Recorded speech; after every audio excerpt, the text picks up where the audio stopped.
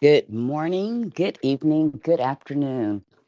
Welcome to Democracy First, our grassroots community town hall, where diverse civic minded people gather Monday through Friday across the nation to discuss current events, legislation, civics, politics, and their effect on our democracy. A 2 century old work in progress shaped by we the people. And we gather here to have these conversations to continue the work, making good trouble. We welcome new voices and we treasure the old in our conversational roundtable centered on respect, where we strive for a safe, welcoming space that is informative and inspiring because it is fact based and solution oriented. Here, we do honor a few rules of etiquette, and they are: we agree to disagree without being disrespectful. We understand that we can attack arguments and ideas without attacking people. We raise our hands to speak and mute our mic when we're not. And this is for sound quality and allow others to speak without being interrupted. And in other words, being respectful. And as a reminder, it is a daytime recorded space. So please remember that with the personal information you share and the language that you use. But otherwise, as always, don't be shy. We would love to have you come and join us in the conversation today. If this is your first time here, use the microphone icon over to your left to request to speak. Once you're brought up, use the heart icon over to the far right. You'll get a panel of emojis, and the hand to the far right is the way that you raise your hand. Click on that, and you will be called on to join us in the conversation or to help us get the conversation started. I would like to welcome my awesome co host here with me today, Soul Sister. Thank you again for helping out in this capacity. You have done a fabulous job, and I look forward to you being here today. I'm going to give you an opportunity to greet everyone while I start gathering some information to put in the Jumbotron and send out some invites. And let's get the conversation started. Good afternoon, everyone, or evening or morning, depending on where you are. Thank you so much for joining us on this Monday after the holidays. I know it's rough getting back into the swing of things, but democracy does not stop. So here we are. Thank you guys so much for coming. Appreciate all of you, seeing all your faces and reading all of your tweets from over the weekend. They were so nice, and what a wonderful time of the year. Absolutely. So, thank you so much again for being here. And please don't be shy. Come on up and request to speak. Today, I have asked that we kind of center some of our focus and conversation around education, in particular, the focus that is being taken right now on dismantling our public education system. Again, a very out and outright attack on our democracy. And I do, I've talked about this quite frequently in here. I think you guys are familiar and maybe a little sick of hearing about how they're doing that here in Tennessee. But, there's a big push toward charter schools and those types of things. But again, you have to kind of understand and keep it in perspective, knowing that this push is designed to take over the very foundation of our future generations, which is, the education system. These are our future leaders that they want to take over and control. And when I say take over and control, I mean with a lot of the private schools here, in particular in Nashville, our governor outwardly said that he was forming a partnership with one of these charter school networks owned by Hillsdale College, which is a college out of Michigan, which has a long history. Um, and we'll get into more of that. But what happened after he announced this and they were going on their little campaign tour to garnish support, they got a little too free in their conversations around this, and the representative, his name is Arn, made some really disparaging comments about educators and the education system here in our state. And it was picked up on and amplified to the point that people were starting to get angry. Even the Republicans who had supported Lee, they went so far. He formed the partnership. His stated goal was to have about 100 new charter schools here in Tennessee.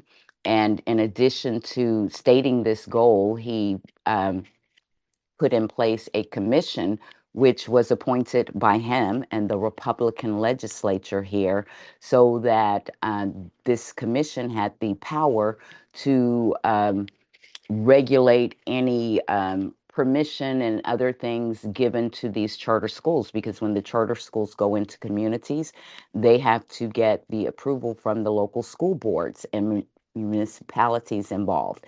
And so when they put their application in this summer, a lot of these communities denied them wholeheartedly. And so they did what was expected next, and they filed an appeal with the charter commission. And so then people started to really, really get angry because they were trying to come into communities. When the community said, no, we don't want you, it was a clear, sign that their voice didn't matter. Their voice was being silent, because this commission, they knew, had the authority to overrule them and put them in there anyway.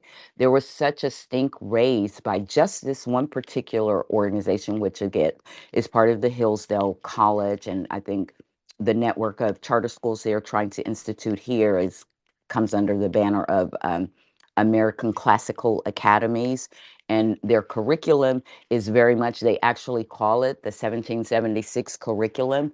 And if you remember that 1776 started to circulate um, during the former administration, when the 1619 project came on the field, and it was their right wing pushback against actual history and facts. And so, the Trump um, administration formed a commission, a 1776 commission, and then a lot of these charter schools actually started adopting agendas, curriculums called the 1776 curriculum, and basically their stated goal is to teach American patriotism and religion. Now, what does that sound like to you? I don't know.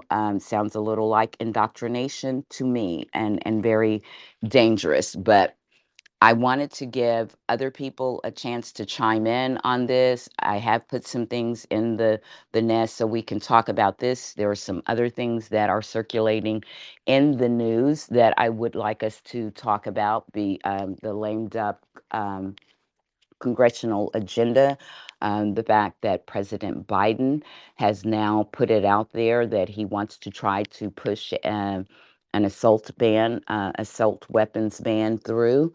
And there are some new things that are happening, of course, with the war in Ukraine that I would like us to talk about too. But I did ask Soul Sister to do a little research on what's happening in her area there on the education system. And I want to give her a chance to share with us while I continue sending out some invites. So, Soul Sister, um, what's that like there in Michigan? What does the attack on the education system look like there? So in Michigan, this whole the advocacy for charter schools started quite early. It was in the 90s, not or actually in 1987. I'm not sure if people remember John Engler. He was a Michigan senator, and he later became the governor. And so, of course, he started this conservative think tank called the Mackinac Center. Mackinac Center really pushed the whole idea of charter schools in the state of Michigan. And so in 1994, after he's governor, he decides that we're going to let them in and we're not even going to really regulate anything about it. We're going to let them regulate themselves, which was it was so astonishing to people that the New York Times even wrote a story about it back then, and as saying that, we'd shifted away from our attention being on teaching the students and funding the public schools and turning to these for-profit organizations, which there are many in this state. So districts that were normally receiving state funding for public schools based on property taxes, now all of a sudden it was state sales taxes, which of course meant that cities that didn't have a lot of revenue, which neighborhoods would that be? That's where the marginalized communities are. That's where minorities are. That's where poverty is more apt to be happening. So they weren't getting the same amount of funding as everyone else. For instance, there could be a discrepancy of $4,200 versus $10,000, and is this is what continued the down spiral in education. And by 2017, Michigan was in the bottom fifth percentile of all states as far as education. um, and it's By 2000 we had 184 charter schools. And that's where we pretty much we're still hovering in that area right now, and it's a real issue because in states where there is some state oversight, they can intervene when they see the curriculum going in a direction that is way off base compared to these chart how Michigan does it, where uh, it's basically an outside company. They don't have anybody in house. They're basically looking at profit. They're just monitoring the profit margin. Like, oh, are you failing? Are you? And by failing, it's not even really about the grade. So yes, that's a factor, but it's really about what is your head count. And when that starts depleting, so they're all battling each other. It's all about profit. They're all battling each other. And when the head count starts depleting, that's when they try to step in and basically um, default the loan for these Yeah. buildings and the land. And so then, of course, then the students are out of luck because now they're scrambling to find a different school, some of which ends up being you just got to take your luck to another charter school. There are districts, or not districts. There are cities so much that don't even have a school system. Inkster is one of them. Highland Park is another one, and I'm sure that there are many more across the state. But these were the ones that were mentioned in this New York Times article that I'm referencing, and I'll put that up. So what they found was the education that the students were getting wasn't nearly what was being promised, and the basically the teachers are expending a lot of resources trying to keep the students there, trying to make sure that they're passing these state level tests. And so that also diminishes. Well, then there's no union, so teachers can quit. So then they they have situations where then they have to outsource that work, meaning that they have to either find someone who has some type of a great degree that could possibly translate into them teaching, which means they have no teaching experience. So they don't really know how to interact with the students and engage them in learning or help them if they are struggling, or it's a bad situation, or they're spending a lot of time just preparing them, prepping them for all of these state tests, which takes away from the actual curriculum of them learning. It's a spiral. It's a really bad situation for them to put the students in, and these are our children. These are the leaders that we're trying to make, and it just exacerbates everything. Absolutely. Well, I am glad that you were able to like give us a bit of a overview on what has resulted in charter schools proliferating in a state, and like you're on the tail end, the results, and I'm in a state where they're trying to push this so that I have a reference to look at, and there are other states where this has happened, and we want to continue to bring awareness to these issues and have conversations around it because they will try it in every state in the union. So I do want to take a pause right now because we do have Eugene here with this, who is up as speaker. Give him an opportunity to chime in, and E9 has come up. And after he speaks, E9, and then, like I said, we'll keep the conversation going. And I want to thank you guys again for being here, and also ask that you please share and retweet the space. So, good morning, Eugene. How are you today? Good morning, Dee. Hey, Good morning, Dee. Great to speak with you. Sorry about okay. that. Yeah. I had to move my little mic there. Oh, so you know, history's, this is why history is really important. This is why we should know our history. Um, for me, charter schools have a real personal touch on my life here, for a couple reasons, personally in my own experience, but also from my heritage. In this country, what those schools started as they drove west across the United States, whatever religion was leading the front of that push. Sometimes it was Southern Baptist, sometimes it was Pentecostal, sometimes it was the Mormon. They would form these reservation schools, right? And the BIA would pay them, and sometimes they were day schools, but many times they were forced boarding schools. You were beaten for speaking your language. Your hair was cut off, and you were educated in the white man's ways. And this was the beginning of these charter schools. They were paid to do this, for these schools. And those schools became a replica. So, the public schools at the time, you could find scriptures in textbooks then. There wasn't this, there was, of course, separation of church and state, blah, blah, blah. But you find scripture, it was all like very white orientated in those textbooks. And, they were good as long as it stayed with their script. But this private school thing, yes, there were wealthy schools on the East Coast, whatever, but this private school thing started really dying away because of what happened to us, right? Like people went, oh my gosh, because it started coming out the horrific rapes and murders that my grandmother and grandfather either saw or experienced while they were children, right?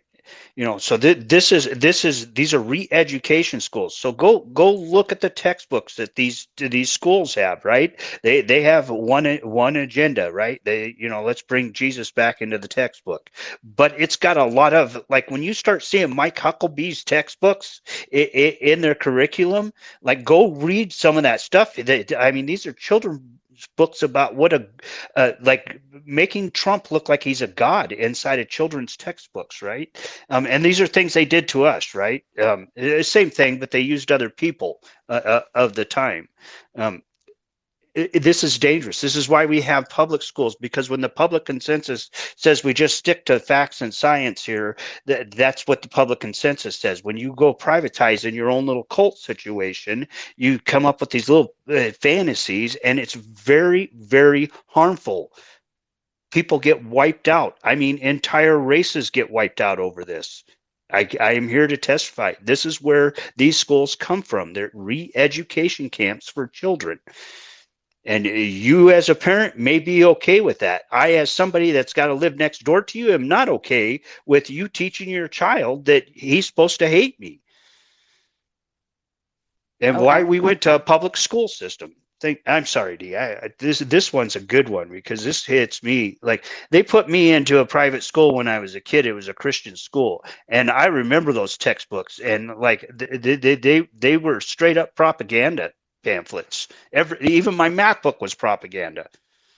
I mean, and that's kind of again the goal and the purpose. And I understand your passion around it. It is another one of those projects for me, just as much as democracy, because I look at all the things that where it intersects, and it absolutely. I mean, think of how much easier their work becomes if they don't have to work hard to spread misinformation and propaganda on news channel to convince grown adults that their thinking is wrong or to change their thinking. If you are embedding in children whose minds are still being developed and shaped certain ideology, you don't have to change it. It's already there. You're building, you're building the ideas and the people that you want. You're creating the society that you want. I mean, education is power. It always has been and it always will be. And we must protect the education of our children because they are our future. I do want to get to a couple of other hands and we can circle back to, um, some of the other people who are still here on the stage because I really do want us to continue talking about this and bringing awareness to it because they are working very, you know, uh, relentlessly in this effort today. What's his name over there, Youngkin in Virginia. Um, is making some crazy moves, so it matters. And I'm so glad that, we have so many different voices and perspectives to, kind of share and expound on this and bring, light to it and awareness. So up next, we've got E9 and then Carmen. Hi, good morning, everybody. And by the way, my name's Elizabeth. Right, Elizabeth, you told me that. I've forgotten. It's been a while, but good to have you Uh, here. no, I just think it's nice to just sort of have my real name, sometimes. So thank you, Dee, and for all the comments so far with Soul Sister and Eugene. I appreciate it. Um, I'm getting back to something I brought up last week.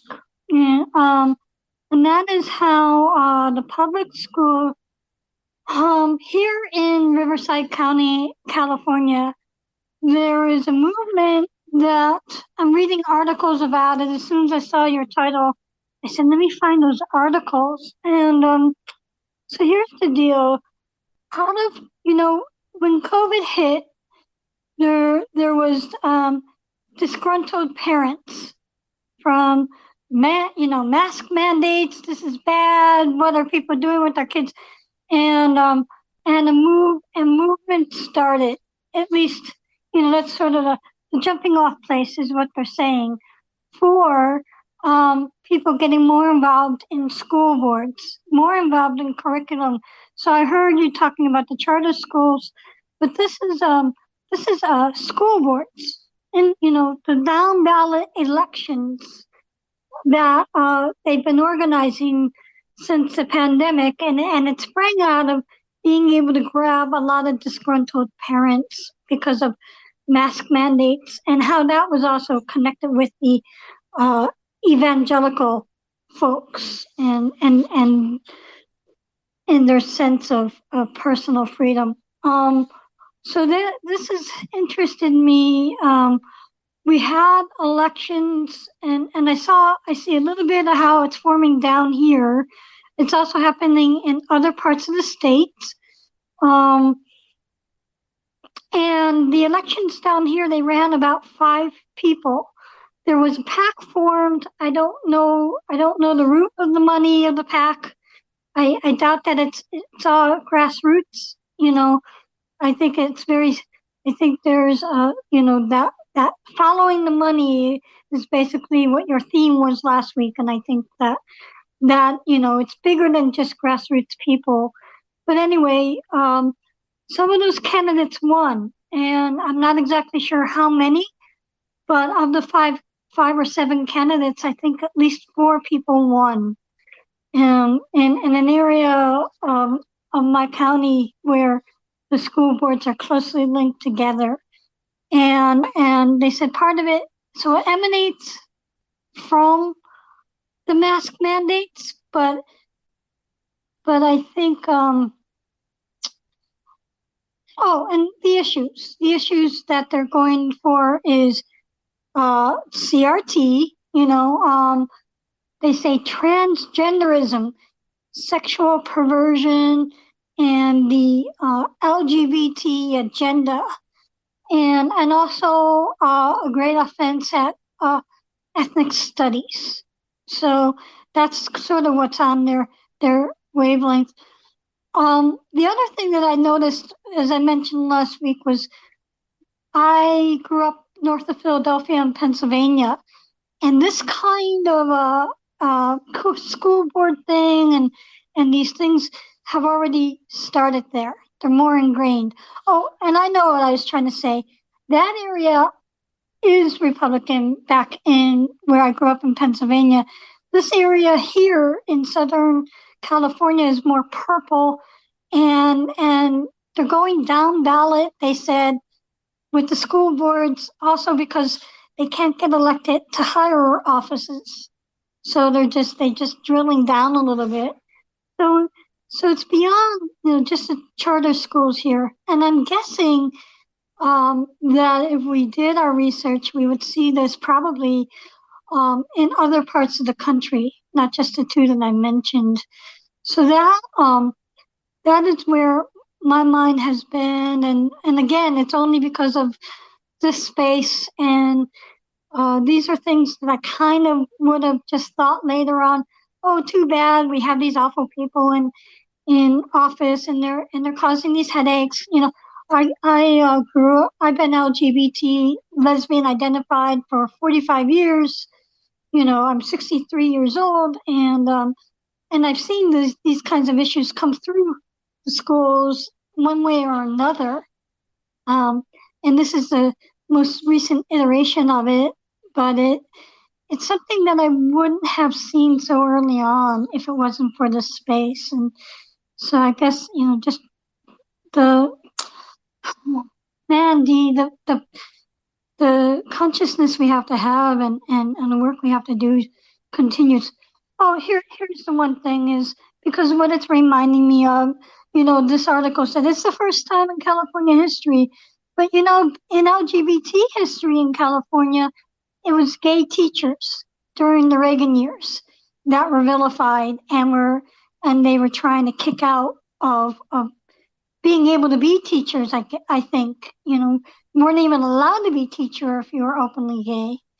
So so these issues seem old and antiquated to me a lot in a way that Eugene speaks of, but it's the newer ways of achieving it that I have to stay current on. So And that, that's yes, Elizabeth, and that is why I want us to keep having these conversations because I was speaking to someone who is an educator and we were talking about some historical things and I made the observation, not kingly or anything, but it's like everything old is new again and not in a good way. They're just, circulating these ideas and the behavior because again the goal is still the same. It's white supremacy that is making its ugly way into our life after we have worked and done so many things to shove it back and to create more fair institutions and avenues for people. And so now we're having to go back again and fight some of these same fights. And that is again why like I love for us to have these conversations about politics, legislation, and what's going on, because I was reminded yesterday in some of my research for this topic that there was a time in school when history was taught and politics was part of that. And I can't remember the year, but later in secondary education systems, they separated history from political science, and that's what I'm, like the things that we talk about that are going on in our politics now, they will become the material of our history books, provided that people are still allowed to get facts put in there. But they should be, because it is. And so, in case they are successful in any way or manner, we're having conversations so that we can have conversations with other people, so that the history is still out there and is not buried, because that's what they would like to do, or whitewash. But thank you so much. We apparently have hit on a very lively topic. We do have quite a few people up with their hands up. So I'm going to ask, I wanted to just kind of lay a little groundwork down for us to get the conversation started. Want to give everyone an opportunity. So if you could, I'm going to call on you. Elizabeth, I am going to give you a chance to wind up. And after that, I'd like for the next speakers to try to keep their comments to about 3 minutes, if we could, and we'll come back to you as the time permit. But this is just so I know we have a lot of people who pop in at work and so forth. So just trying to be fair to everyone. So Elizabeth, if you could wrap up, we'll go next to Carmen, then Bruna, and then Victoria. No, that was it. Would have dropped myself down, but I'm having trouble finding the button. But Well, thank you. some of the Thank you. buttons and things aren't working right. And if I need to, I will drop you down. But I'm so glad that you joined us in conversation today. And you don't have to, and you can chime back in, because we need to look at this in all the ways, not just, like the story that it's reported on, but like you said, talk about how they're doing it and what's happening there in Florida, talking about, the results of what was done, how it looks now in Michigan, talk about how they're trying to do it here in Tennessee. Eugene bringing in, the effects from a very historical standpoint for, a very marginalized community, and the effects that it has had on his community, which ultimately affects us all. And it's so important. And I hope that at some point in our conversation today, that Mark can come in and join us as well, and some other voices. But I know that he brings a very unique perspective from the indigenous community. And Gambit, I know he's in school and he's working. He's all very busy, but I would love it if he could pop in today too and join us. But we're going to go next to Carmen, Bruna, and Victoria. And then Soul Sister, you're my co-host. Chime in when you feel like it, okay? Hi Dee. Hi Soul Sister. How's everyone doing? Sorry Great. the little delay there because I'm trying to deal with something that's not working with my work job or whatever. But yeah, no, I was going to chime in because you have posted that article, and I'm one of those folks that's always doing research and looking things up to see if it's factual or not, which was that whole Hillsdale controversy. So there are some of these schools in Florida. I don't know where they're at yet. And the reason it's interesting to me is because when I work with the children for many, many years, the children that were special needs, they were always suggested to go to a charter school because the classroom were smaller, especially children that have behavioral issues. It would be better off to be managed. However, when parents didn't meet the deadline and they didn't have those scholarships, parents had to pay out of pocket depending on when they enrolled those children, had to pay out of pocket part of that charter school. And some of these families were in very, poor areas that were concerned about their children have a good education. Now, the problem with those schools is they do not have all the, like the music and all the other curriculum activities in the public schools. They do not have that in charter schools. So it's kind of, it's kind of misleading a lot of those families. And then, of course, I was looking into all these other articles about the particular charter school with the Hillsdale, it was saying that they had donated money to Ron DeSantis' you know, campaign and all of that. So it's just interesting because, they are like a very far right um, schools. And, I'm sure they won't. Hold on, I got to call you back. Okay. Hold on. I'll call you back. I'll come. Okay. All right. Well, we'll go to Bruna and then Victoria. Before you get to Bruna, I just wanted to say about the donations to the party members. That's what kind of what happened in Michigan when they saw that the school, not kind of, it is what happened when they saw that the schools were failing. Even Republicans were trying to help write legislation to put a cap on it. Michigan has no cap.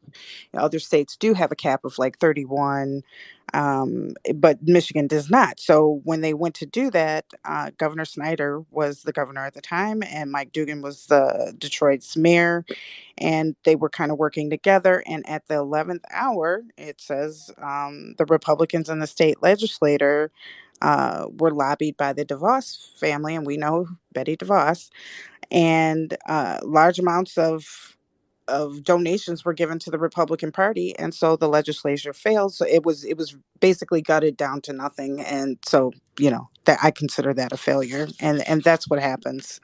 So yeah, just to chime in and reaffirm what Carmen was saying, but I'm sorry. Go ahead, Bruna. Bruna, are you there? She may have maybe having some connection problems. I know sometimes uh, her sound. But I'm going to go next to Victoria. We'll keep it moving and try to come back to Bruna. Victoria, and then Sharon has come Okay. up. So Victoria and then Sharon. Hey, good morning. Thank you, Dee, for hosting this space. I think it's terrifying to host a space, so kudos to you. I know it's a lot sometimes, but thank you. And I just wanted to back up what Carmen was speaking about earlier. I think, Carmen, it was you. I'm from the suburbs of Philadelphia as well. And that is where my whole family's gone, QAnon, kooky. And we had our PTA or PTO president trying to get us all angry about wearing masks at school. So now I live in California. So I'm more toward the coast. But he now has pulled his kids from public school, he put them in private school. He's very vocal about it. He's on Facebook. And these people, you can't present them with facts. And I just sent him a nasty email at the end of his term and the end of the school year that he had his kids at my kids' school. And I just said, at a time when the hospital was filled with living and dead COVID patients, you were trying to get people to be angry about wearing masks. And that's irresponsible. And I just said a couple more things, but yeah, it's it's happening here in California. And the people that were running for the school board, some of them ran on anti-trans, and I met a woman whose daughter runs cross country, and her daughter doesn't make varsity because the girl that used to be a boy is on the team. And I saw a real ugly side of people that I wish I didn't see. But yep, even in so-called blue liberal California, this is happening. And those people lost, but they keep trying. That's their thing. And recently they just published a list of everybody in Ventura County that they think is Antifa. And it's getting scary. So thank you for hosting this space, Dee. I appreciate all of you. Um, and I can drop down to listener. No, you're fine. We're good on speaker spots right now, but I appreciate it and thank you for coming in and joining in. Like I said, that's why we have these conversations to continue to bring awareness to these issues and how they're doing it in the different areas. So I love to hear, people come in and share what's been done and how it's being done in certain areas, and other people coming in to kind of confirm that. Again, I just think it helps us all to know how it's being done and how we need to vote accordingly to prevent its worst aspects from coming to fruition, if at all possible, because we know that there was a very distinct effort for them to get elected officials into these these local school boards, and also the Secretary of States, the election offices, and all of these things are things that um, help to further destroy our systems of democracy. They're like key pillars. And so it's important, again, just to continue bringing awareness and coming up with solutions. And again, for me, awareness is the beginning of a solution. You got to know what's going on, how it's being done in order to combat it. So I want to thank you guys for coming in and making this conversation so important, adding such insights, and helping just us to be better informed by it. So next up we've got Sharon, then Adam, and then Mark. Um, Hello? Bruna, are you okay? We'll go to Bruna because we're having connection problems, I think. So Bruna, then Sharon, Adam, and Mark. So how are you today? Okay. Hi. Are you able to hear me properly, ma'am? Yes. Okay. I just first want to say thank you for hosting the space and letting me talk, and thanks to everybody for coming to listen. And it's actually funny. It was the anti-trans stuff was like in schools and all that stuff was actually like I was actually on a thread earlier, and like I'm sure you like everybody knows of that lady, Marjorie Taylor Greene, and unfortunately she won re-election. And she was saying something about it's crazy that children under the age of 18 need to like they can't be having surgeries and all that stuff, and it's child abuse XYZ, and I'm like, man, it's like to me, it's like I could have even commented, and I actually met a few people, and we actually followed each other on from her thread. From her thread. So basically, she was saying stuff like they are mutilating kids' bodies, they have doing surgery on kids, and I'm like, that is so not true. Like me as a trans person, that's very disrespectful for you to be spreading around such misinformation and causing people to have hate towards us. So because I even remember at the age of 17, I tried to like not I tried to like even talk to a doctor about having surgery. That was at the age of 17, and he even told me legally he can't even like address it with me as a minor until I'm like at least 18. So that's like so false information. So like so I'm just like so yeah. So I'm like that is like crazy. Like so yes, and I found it very disrespectful, and it creates a stigma and more hatred towards transgendered children. So, and I find it very disrespectful when these people say it's a quote unquote agenda, letting kids be their authentic selves, when in fact I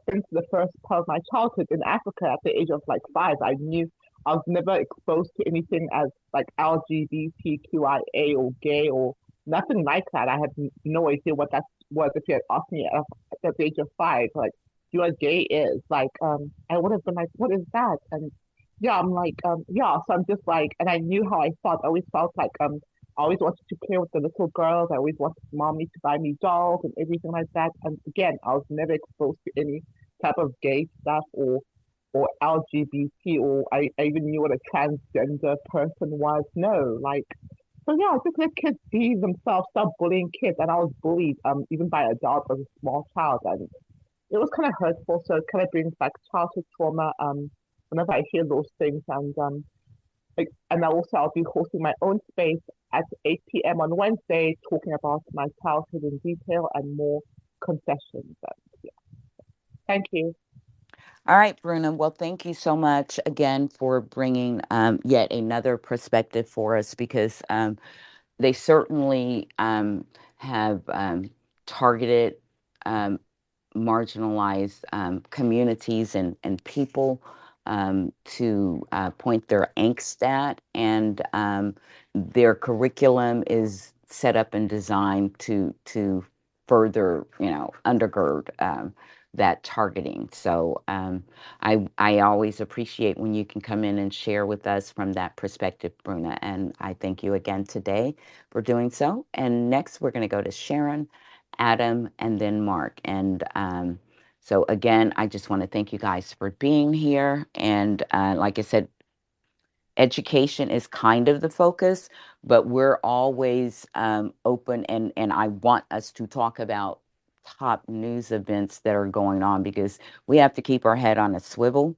There are a lot of things going on, and there are some topics that are important for us to kind of drill down in because there are current events, legislation, and things that is going on that involves our education system, but of course there are other things as well too. And again, like I said, I want us to talk a little bit about the lame duck congressional agenda and a few other things that have been um, in the news this past week. And I'm hoping at some point Mark may be able to come in and share with us some updates on the legal cases that are pending with some of our top political figures, i.e., the former guy.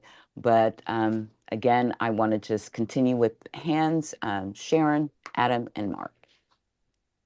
Thank you, Dee, and thank you and Soul Sister for hosting this space. I don't have a lot of time, and after I speak, I can drop down to speaker because I'm actually just stepping outside for a supposed cigarette during to have this conversation. But I do want to bring up I'm smoking. I'm smoking as I'm saying this. I am smoking, so it's two for one. But so I've been tracking this for quite some time. And I was tracking it upstate in upstate New York and Dutchess County, and it was definitely present in the early 2000s, but softly, like it was softly. And there were many instances where we were able to combat people who were coming onto school district boards with an agenda to implement what I would say a religious curriculum or an at that time, anti Islamophobic curriculum that was problematic. As well as an anti-indigenous, or it was basically a curriculum that would give us a false history. A curriculum that I showed was very reminiscent of the Daughters of the Confederacy, or the Daughters of the Union of the Confederacy, which was Yeah. way back in the 40s. Mm-hmm. And now, quite frankly, I'm looking at organizations with a curriculum now trying to be implemented in New York City in New York City that is looking at work from the 1766 Unites Project and the Woodson Institute. And I have a good friend that I met on the internet. In TikTok, quite frankly, Allison Collins, who's documented how they effectively did this in San Francisco and undermined an inclusive curriculum and an inclusive school board to institute a very conservative one, and the harm that it created there. And you can read up on And the it, and funding, they sorry. and the funding that And they take the away funding. because that's part of it. Like they strip the the- funding away. exactly, but where these people are funded is also very important. They're literally all lines go back to in some way, shape, or form, the Heritage Foundation, um, the Liberty Central, or the Family Research Council, which has a long history in undermining democratic process in And American that's why politics. that I wanted to talk about the dark money before we Exactly. talked about this. It all Exactly. connects, people. These It these really efforts does. are being funded. So They are, continue. I'm and sorry. no, no, it's totally fine because again, I'm gonna have to step down and listen. What I'm trying to do is, I know that back in the day, I keep things on drives and zip drives and thumb drives, and I know I had one specifically for what happened in Dutchess County in the Hyde Park School District and the Wappinger School District.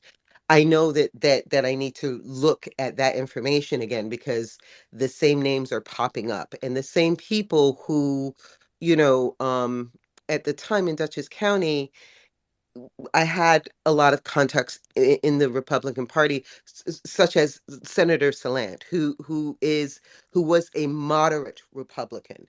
He's no longer a Republican, a moderate Republican, and quite frankly, a very sane, a very sane voice in the Republican Party. This has changed, and there is a very specific agenda that is being implemented now, and it is being implemented across the country. I want to say again, it's not just places like Wisconsin. It's not just, but I have family in Florida and I've spoken about it before, and I've watched the change in their policy, in their own political, um, their political beliefs, but also their core beliefs.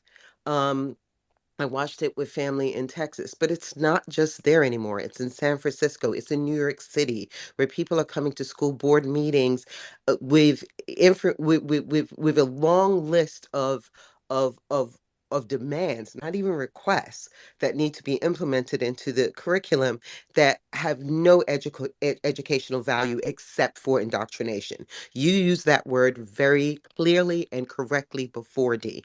It is indoctrination. It's not just when this started. I thought, a couple of years ago, I thought it was about, the 1619 project, and it was just in no, it's a little bit more than that. It really is anti-trans. It's anti LGBTQ plus. It's anti-feminism. It's pro misogyny. It's pro patriarchy. It's pro literally creating conservative standards that are to the detriment of people's individual rights. So I really do think that, one of the things I would like to start working on is sort of like, where are these fundings coming from? Who are the people and who are the players?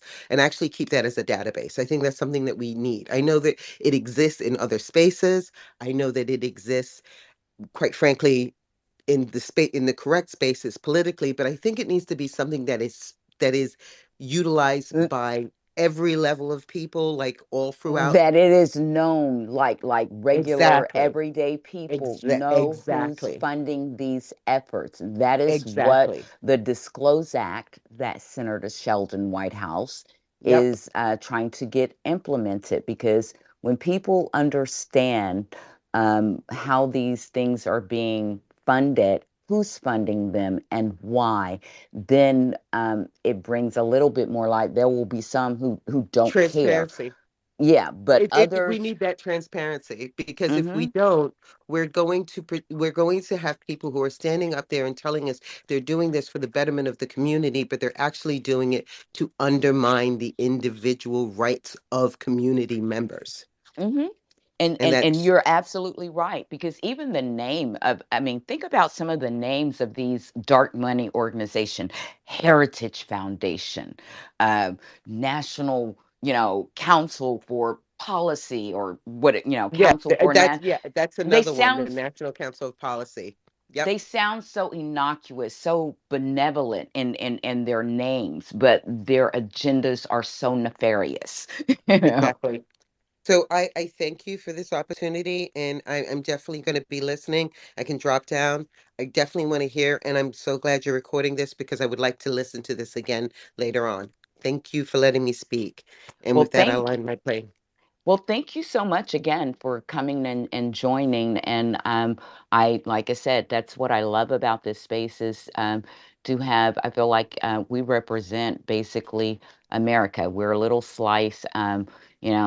Some just regular, common, everyday folks, some highly educated folks, some very specialized education and skill sets in here. And I think it's important that we all have. A kind of basic level of understanding of what's going on and how it's affecting us as a whole, our country, but individually in our communities, because all of these things are and do. So I want to thank all of you for coming and joining and contributing to the conversations that we have here today, but every day it matters. The conversations are, I feel, informative and inspiring because of you. And I just want to thank you. And I can't tell you how grateful I am for you coming to add to that. And I want to thank you for spending your break with us, Sharon. So, up next, we've got Adam, then Mark, Carol, and Carmen has come back up, and Victoria. So, Adam, you're next. Hey Dee and everyone, Soul Sister and everyone else. I'm glad to be here. Just and talk a little bit about school systems and the way that they influence us from a very young age. So I have ADD and ADHD. I have a dual diagnosis, and um, I I think it was like third or fourth grade. I don't remember the exact grade. My parents tried to get me into a specific school, and they said unless I was medicated, I was not allowed to go there. So my parents decided not to medicate me, and I didn't go there. And I went to public school, and I found that I this was when I was living on the East Coast. Um, the teachers made a difference for me, but it also had to do with the size of class, and that's where money comes into it for sure. And the amount of teachers, etc. And then as I got a little bit older, when I was 10, I started at a military boarding school. And the rest is, as they say, history. But what I've seen living in different areas uh, in the United States is the same exact thing happen. They come in and they build these schools, certain schools, and but right before they build them, like a large company will come in. It started right around the housing crisis in 2008, and at least when I started to notice it for the most part. Um, my eyes were very wide open at that point. And I think it was like two out of every three homes were vacant. And so they were buying them up. And then they built a number of schools. Um, and they brought teachers in from out of state. And they had very small classes. And that even before the economy started to begin to recover under President Obama, um, the housing market near those schools um, tripled, if not quadrupled, in value. And there's just so many factors. In Arizona, there's a street, and it's called Indian School Road, and um, you have if you are not aware of the history of it, if you are able to take a tour of these schools and learn more, if you that's something you're interested in learning about. And so I that was one of the first things I did when I was in Arizona, and so I wanted to know if the facts that I learned were aligned with the the now closed schools. But um and I think it's very important for us, as you said, the why we talk about it in Soul Sister. um and I wonder, like, of course it's important, like, if they're getting to children before it aligns with our politics. But um does I have a question, and this is something that when I had a space, and I believe it was Carmen came in. She's originally from the same state I'm from, I believe, New Jersey. uh and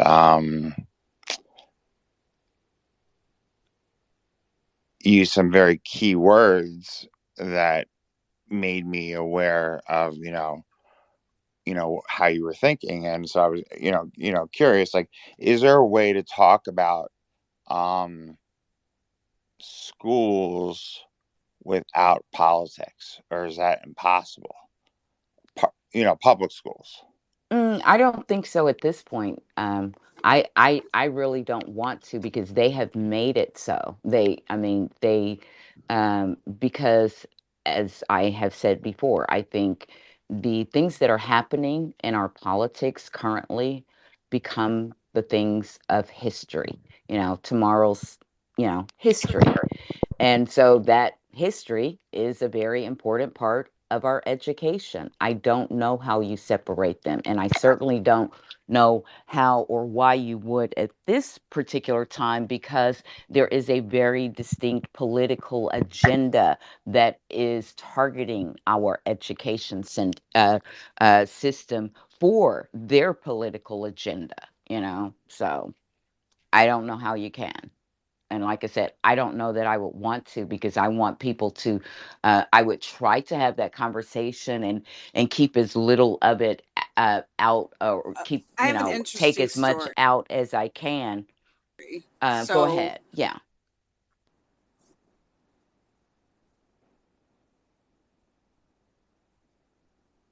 Are you there?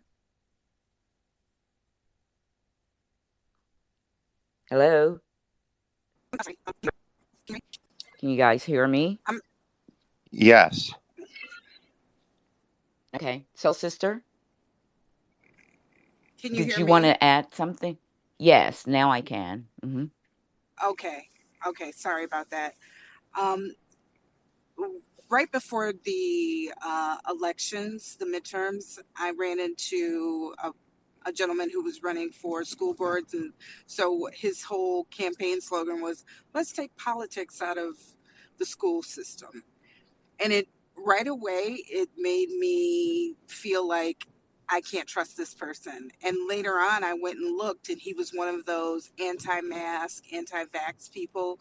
And it was early on in his campaign. So then I guess he changed to, he tried to scrub his campaign from having any type of political.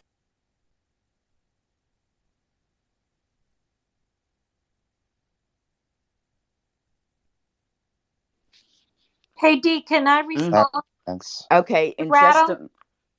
In just a moment, I'm trying. So, sister, I'm not sure what's going on. Check your mic, dear. Yes, Carmen, if you could quickly, and then I have some new hands I'd like to get to. Okay, because my name was brought up, so that's why I wanna It's respond. okay. Yes, go Okay. ahead. I Like I said, I did not mean to offend you, Adam, but and I don't mean to bring politics into the school system, because I'm very, very passionate as a healthcare professional. I am very passionate about the school system, children, education, science, and all of those things. I have a belief and a theory behind all of that. I've done a lot of research when it comes to ADHD, uh, our school systems, private schools, charter schools. And the reason I know about charter schools is because I worked with a lot of families here in the state of Florida. And a lot of those schools, I'm not saying your school, I'm saying the ones that I observed, the ones that I work with here in the state of Florida, were very flawed and were not very helpful to these children. A lot of these parents that I work with, they come from very low socioeconomic status. They don't have the extra money to put into these school systems. So, as far as that, I don't feel that we should be promoting more of the public schools so the classes are smaller, because children, especially with ADHD, they get distracted easily, and it does not help when you're in a big class. And I am all for medication if it's managed and it's necessary. I've seen in the clinics that I work with, and special needs children, I'm talking about children, Hey, where Carmen. I don't want to go too far down. I want to keep this kind of just about the education system and not so many like specific. There are lots of issues within the education system. Not Yeah, quite sure where you're going here with the, like the medication and that kind of stuff, because that's a conversation for a whole nother space and day. right, right, right. But I think Now we're having trouble with your mic. no, I just said thank you. Well, that's another subject for another time. Thank you. All right. Okay. So up next, Adam, were you finished? I'm going to go to Mark, then Carol, Graham, and Victoria. Yes, thank you, Dee. I was just curious on the thought process of what you thought and what Soul Sister thought of. Is it possible, to take politics out of the school systems? Like we all saw how what the school boards, what it was like during uh, the last person who was in charge. Uh, Right. I'll say 45. So, you know, um, I was just wondering if there's any, if there, I was just maybe as a thought experiment, was there any possible way to take it out of it? That's all I was wondering.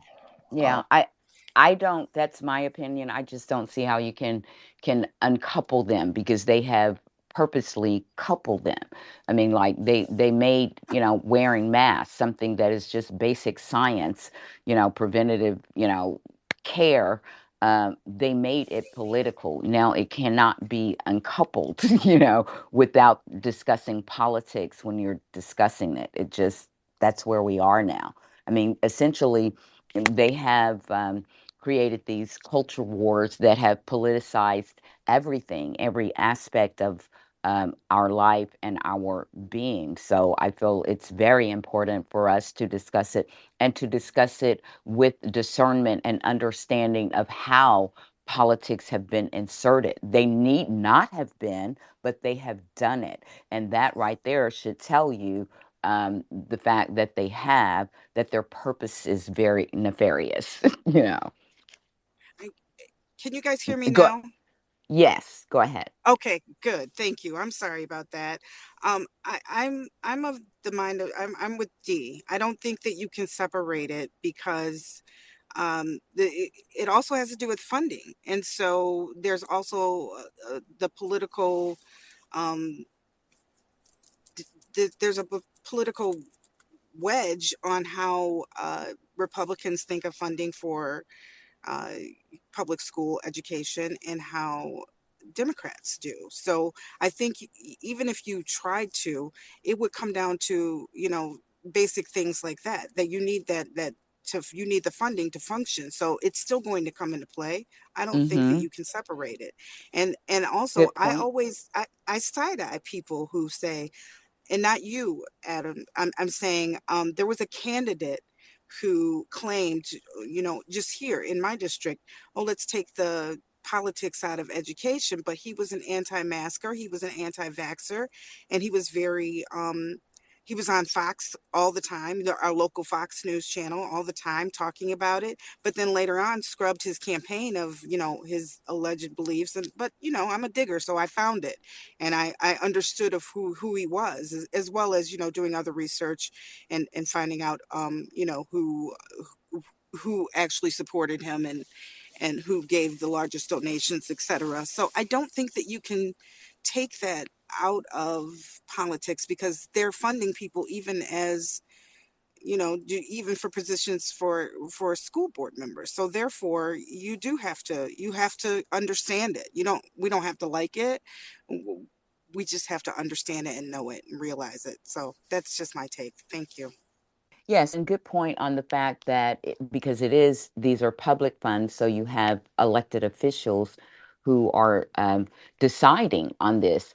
Let's go back to, a personal, election, recent one of mine's. Case in point, my cousin who was running for county commission. That body decides what funding schools get. So tell me how you take the politics out of it.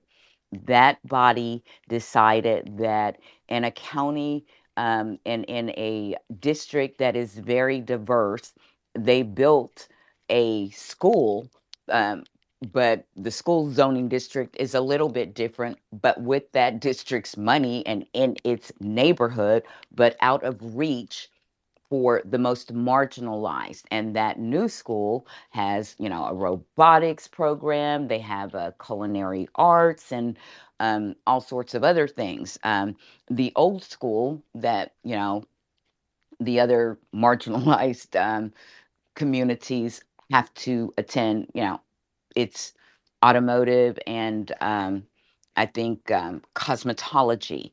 And certainly they're not pouring any funds into it. The new school, for their grand opening, they got the news, the big local news channel, and their helicopter to land on their football field for their first game, to celebrate it. And this is a very, like I said, rich county. It's the second richest county in the state. And part of, our discussion about this, I want you to understand that some of them, they take money away from public schools. And when those students leave, that money leaves, and some of them actually are able to buy buildings at reduced cost. And then if the legislation is written just right, which is what they try to do, they own it. And when the schools go defunct, which they usually do within 3 to 5 years, they still own the building that people, the community has paid for, and then they get to do with it what they want. So, Yeah, just to add to that, Dee, in Michigan, they try to buy buildings, and it's in that New York Times article that's posted up in there in the Nest. They try to buy buildings that they can then convert into either apartments or offices. They specifically look for those type of buildings. They absolutely. specifically do it. So that tells you everything, that they're gonna get their money back. They don't care how, and that the education part is not really that's not It's not.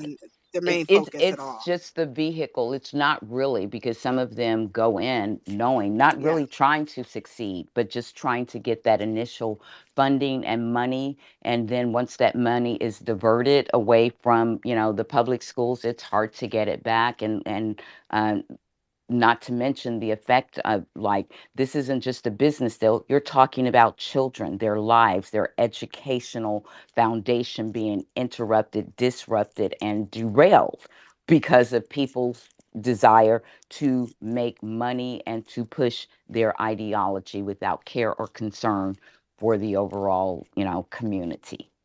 So let's return to our hands. Thanks, so sister. I appreciate that. Mark, Carol, and Graham, then Victoria.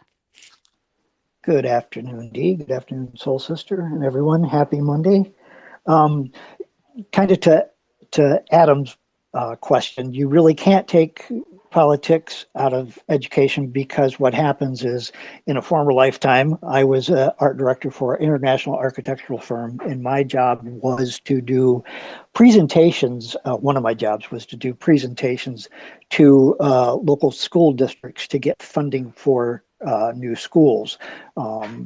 What's involved in that is a lot of dark money, a lot of backdoor dealings, because you have major contracts involved with building these things. Who's going to get the contracts? Whose hand is washing whose back? Who's scratching whose back? And so there is always, that element of politics and backdoor dealing when you go into schools. So in like the case with Betsy DeVos, when the first school system that she started, the voucher school that she started in the Detroit area, which ultimately went defunct, but they were paying the DeVosses alone. Now, this isn't any other dark money, but the DeVosses alone were paying $25,000 a day to members of state legislature to try to get funding or get the school voucher passed so that they could start these charter schools. But the problem is these are not just indoctrination schools; they are assimilation schools. They want people, they want everyone to lose their own culture, to lose their own identity, and to assimilate to white Christianity. And that's truly what this is about. This is what they teach, you know. So we see this with like the Hillsdale School. It's the same thing. While, you know, they have the 1776 agenda and all of those things, it's about the assimilation. So, you know, this started with indigenous people that were taken, you know, like Eugene was talking about, the children that were taken away from their families. You know, the theory back then was to kill the Indian and save the man or save the child. So you remove all cultural links to your heritage. And so that's exactly what, you know, these charter schools are all about, is removing that to assimilate people into white culture, regardless of your own independent culture.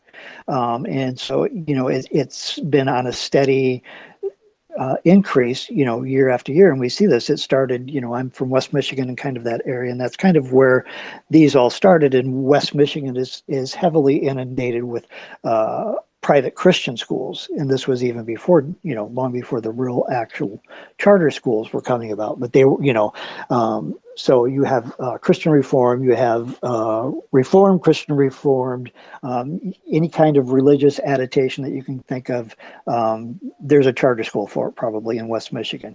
So my thought that's kind of been brewing in my mind is coming up with a group of people that we could start a 501c3 dedicated to opening our own charter schools, with the intent of promoting racial diversity, education, you know, all of the facts of what's happened in this country and around the world to people of color, to science based, to all of these things that scare the white Christians.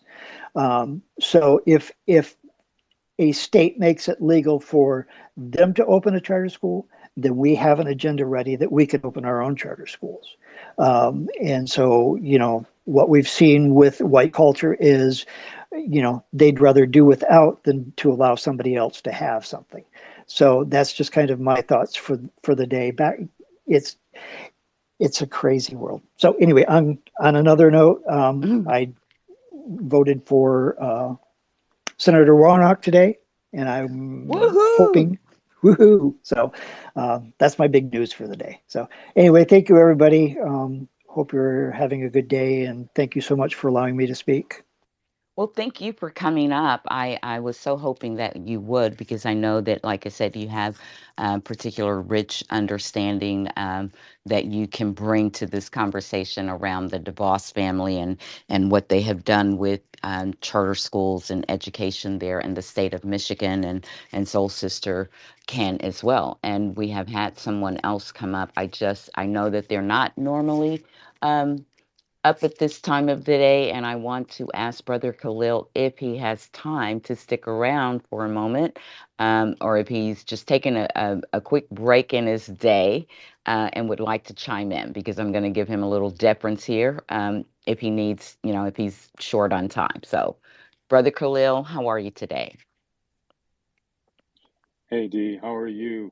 I'm I'm well. How are great. you? I'm Good. good. I'm actually got a meeting in less than 10 minutes now, but this was Go, a you yes, know go. Please go ahead. well I just was ear hustling. This is a a great discussion, which is again one of the reasons why you know these afternoon delights are you all get your heads out of the gutter, but are so great because they really do give you some, share information and stuff, or get us engaged in discussions and stuff that people think about subject things people think about and even talk about superficially. But very often here, you get a chance to get into it to great depth, and that's really, really beneficial because again, I think the greatest problem or the greatest challenge this country face is not education, it's ignorance. You know, and I just like when you hear from people, um, you know, that have the kind of insight that we just heard, they give us, a more broader view of these things. And if I can, my addition to this is, the home teaching, particularly these particular schools are very old in this country. They, particularly after desegregation, the South, that was their go-to strategy. In the 1920s, the Ku Klux Klan, they were actually pushing public education because it was Mm-hmm. their agenda. Exactly. But in the 1950s and 60s, because of Brown versus Board of Education and other legal action, particularly mandates by the Supreme Court, most southern states actually got behind, left public education as a way to blunt desegregation, school desegregation. And as you remember, in fact, our most recent experience with this is what's happening in Jackson, Mississippi. In Jackson, Mississippi, the water, what happened with their water really stems from, that very issue, because when the state was ordered and the country was ordered to desegregate, and after some preliminary moves on the part of segregationists, the final thing was for them to withdraw their kids from public schools and start their own private schools outside of Jackson. Now, remember, Jackson is the state capital. So as a result, the tax base was impacted by that, because most school boards are funded by tax, home ownership taxes. All of a sudden, the word escapes me, but if you look at Property taxes. property taxes, thank you. So if you look at that and you realize that the reason that the Jackson's water treatment system was ignored is because, one, they didn't really have the money, and then when they did have the money, the state sent that money to the on other purposes, because Jackson is a Democratic city. Mississippi is a Republican state, a deep red Republican state. So the state houses generally ignore Jackson and their needs. What should be applauded is how the professionals in the water treatment plant kept that system going as long as they did. They were using everything from duct tape to, to crazy glue. And that's just a little bit of an exaggeration, because the funding has been not there for decades. And so that's a direct result of racist policies, and as well as a direct result of a resistance to diversity, resistance to change. So I mean, all these things are interconnected, and we don't. That's the great thing again about these spaces, is that we can begin to connect the dots in ways that we don't ordinarily do, because this information is only given to us in piecemeal. So you hear about what's happening in Jackson, you hear about the horrible condition of the treatment plant. You hear a little bit about, that it's been in bad shape forever. Then they throw a celebrity angle at you and tell you that, they start talking to you about Brett Favre, which may or may not have anything to do with this. And then you hear something else, about a state inspector, and then you hear something else. So it's all fragmented. But the connection is important, because the connection helps us understand, not just what happened, but also the direction that we're in. What's the old saying? Yesterday is history. Tomorrow is a mystery. Today is a gift. The day is something like that. Yes, I You think you know, got it. is that that when we're focused on getting things done, when we're not when we're not sidetracked or distracted or have our energy muted by, you know, the indifference or apathy, we're really powerful, very powerful. You know, I'm getting ready to have this kind of discussion in this meeting I'm coming up to. Um, So and you practicing on us? in a Okay, little that's fine. yeah, in a little way, yeah. But it's because I can hear just how, like in my right now, folks are, because of the holidays and so many other things, and just the fatigue of the air of this time, you can see the energy waning, and I get it, and I'm really not attacking that as much as I want to put people on notice about there's still things that need to get done, and people are disappearing, and I, it's not about putting people, calling people out as much as it's about encouraging people to remember that they still got a job to do. So Calling here, people in.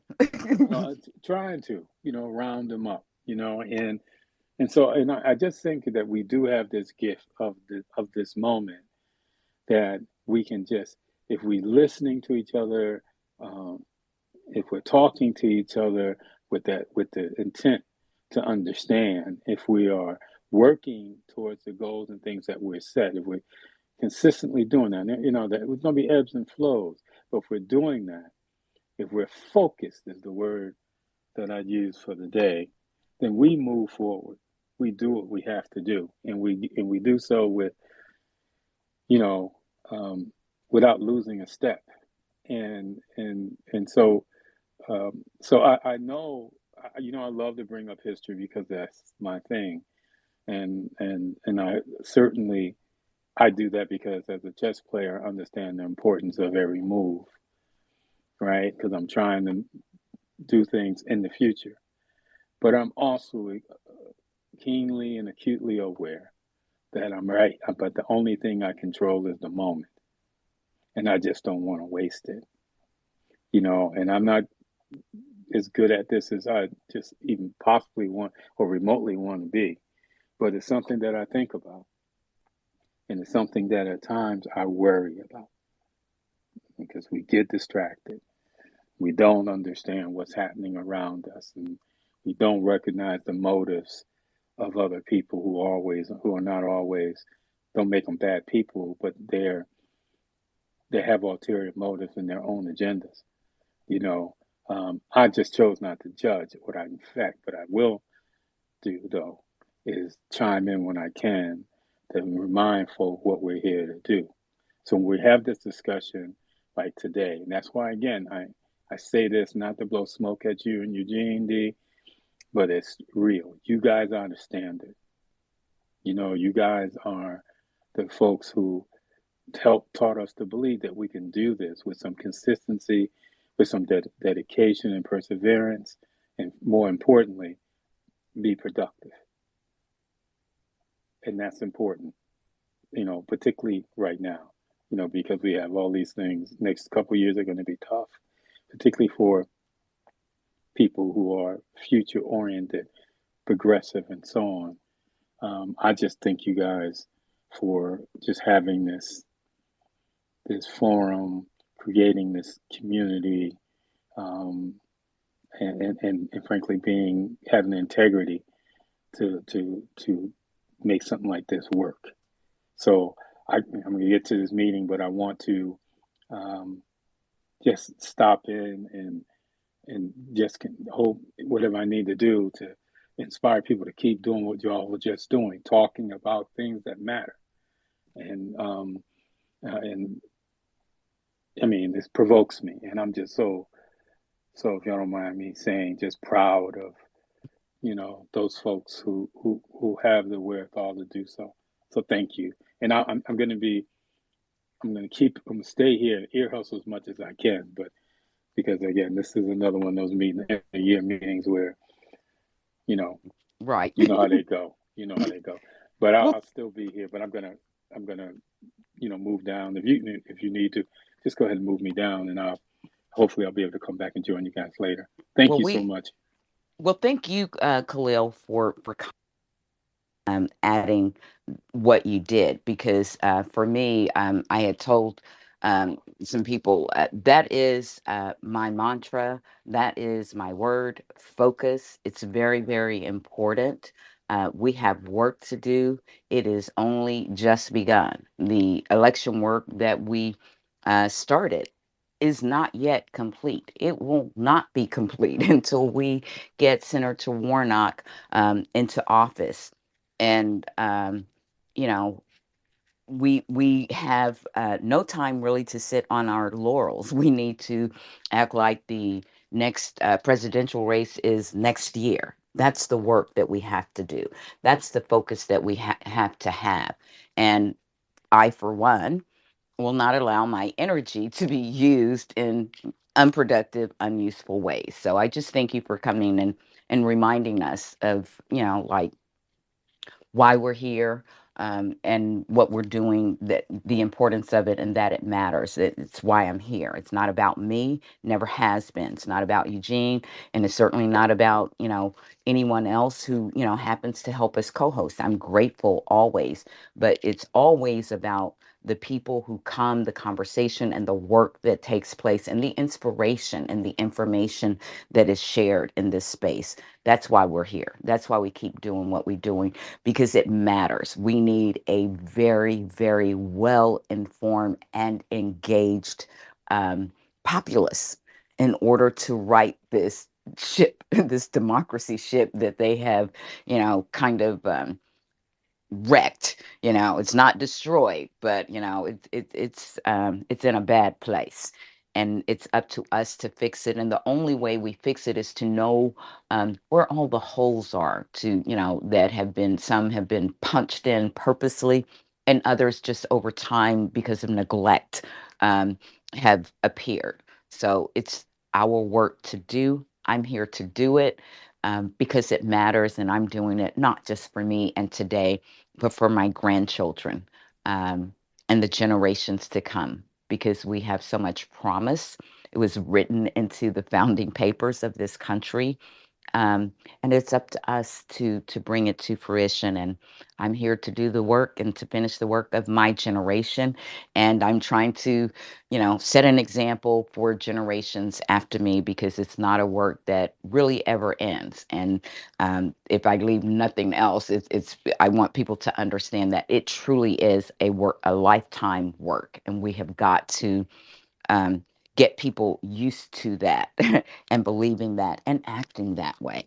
So thanks a bunch, Khalil. I appreciate you, and thank you guys for letting me squeeze Khalil in. I know that he would drop some jewels for us, jewels of wisdom, as he always does.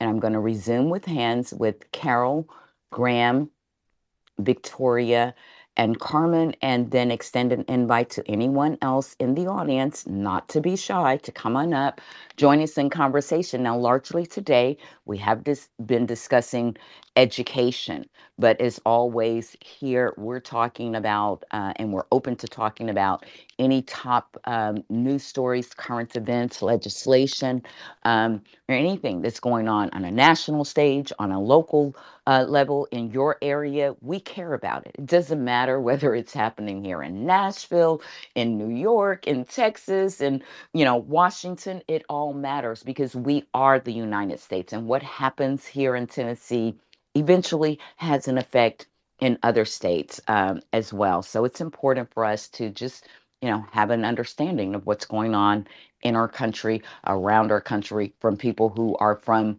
those areas. So again, I just want to extend an invite to you guys, and I'm going to turn it over to Carol to follow up next with Graham, Victoria, and Carmen.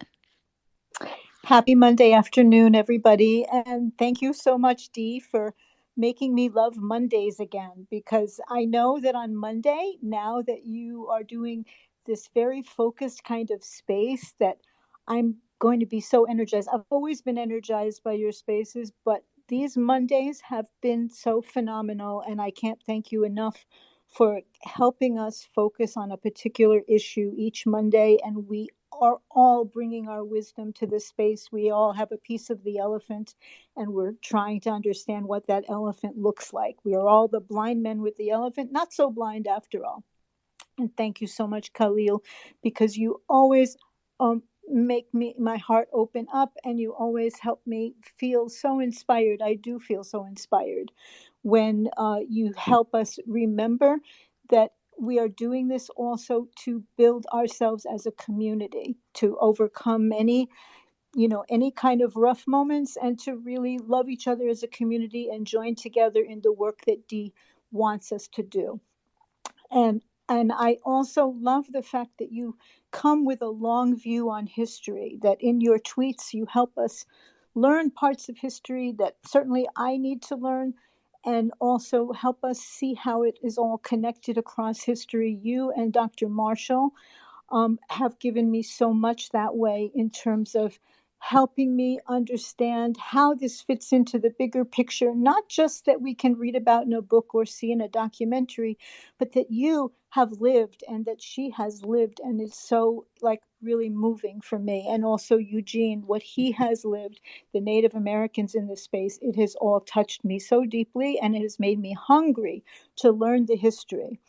And coming to history, I wanted to say that what is going on with our education system is no less than an attack, a violent attack on our teaching of history and on our national understanding of what our history is. What we are in the middle of right now is a revisionist history movement that is so dangerous. And the schools and the places of education and also our media have become the battlegrounds where this is being fought out. And we know that, the anti-CRT movement became such a powerful political tool for the right, with conservative governors like Youngkin and so forth. But in Florida, we have a bonus because we have Ron DeSantis, who has branded his own Stop Woke legislation and Stop Woke curriculum that is becoming a model, a dangerous model, and we cannot pay enough attention to it. His legislation had three components: schools, colleges and universities, and the workplace. The workplace was diversity education. With the Stop Woke legislation, he took out the diversity education, and our judge, ACLU brought a case, and the judge threw it out. So that has, for the moment, been dealt with, where diversity is again being taught in workplace training and with funding.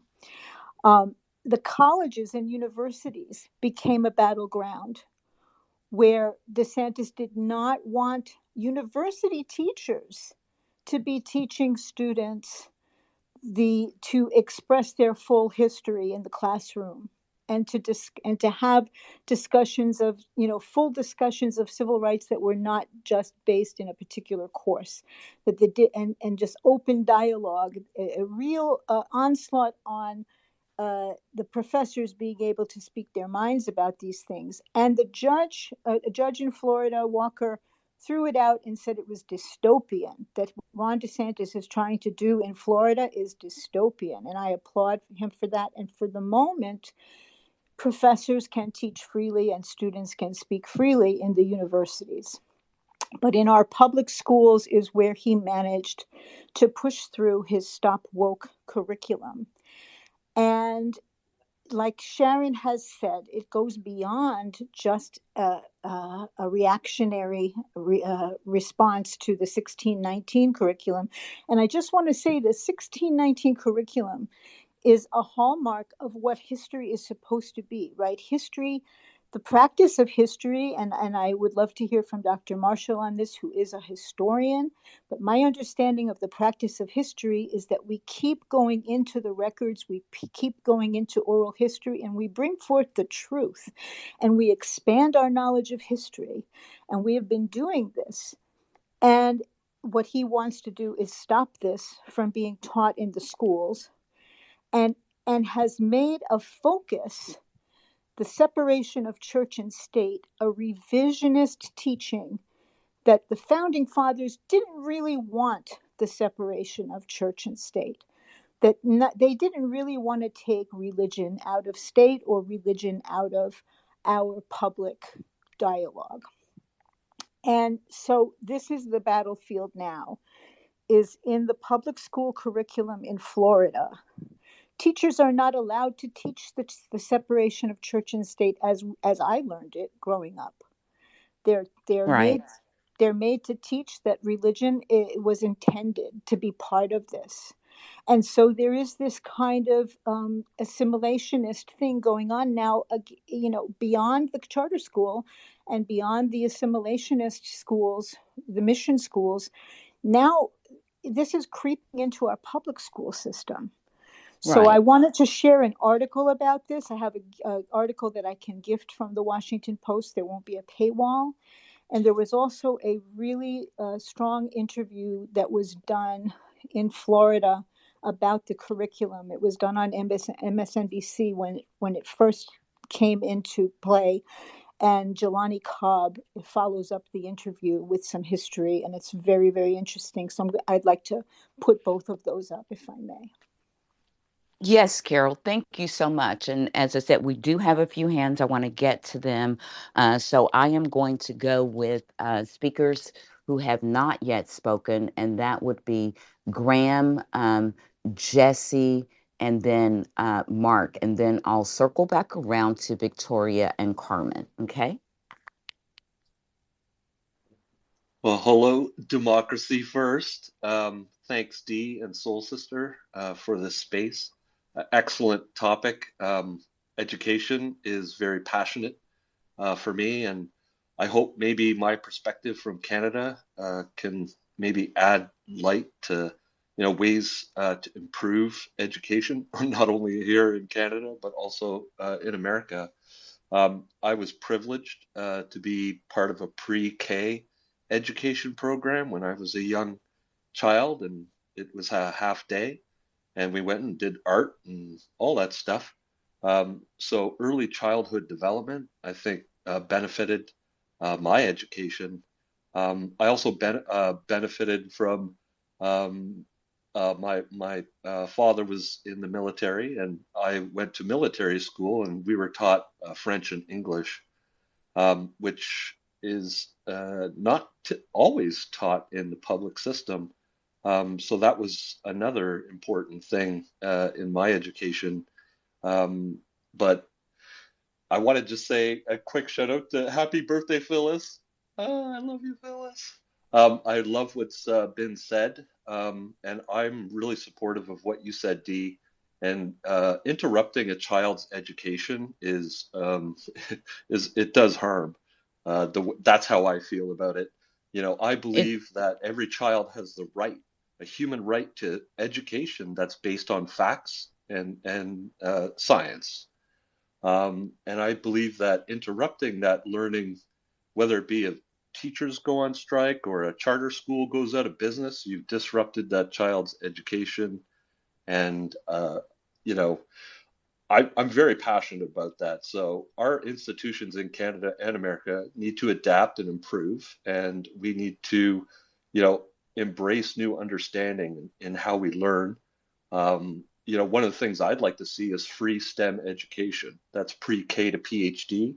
A lot of people are looking at that. I know several institutions, MIT and so forth, understand the critical importance of science education for the economy and keeping America and people that get educated in America on the leading edge of science and education. So there is a term in science called agnotology. It's the research into culturally induced ignorance.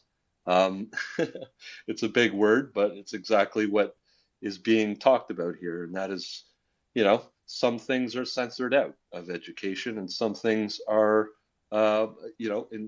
specifically with agnotology, is building doubt with scientific facts. So, there's cases where they're teaching an alternative to evolution. They're teaching an alternative to climate science. They're teaching an alternative to gender science, And in Ontario, I was denied education about Indigenous history in Canada, and that impacts how a lot of people consume their media. So that's one of the things that was left out of my education. And also, they're censoring sex education. They're censoring what they're teaching consent to kids in what they call health class, like what consent means and agreeing to certain things and really important topics. And some parents are like, no, we don't want you to teach that. So I think that education on the whole needs to be innovated and improved. I was a lifeguard and I taught swimming lessons, and it taught me a lot about how to, get kids to overcome their fear and prosper and thrive. Like, you give them a few little tools and it's off to the races. I also trained in scientific technology to professionals. So I'm so privileged to have access to education. And when I worked in Michigan, I was for a large corporation.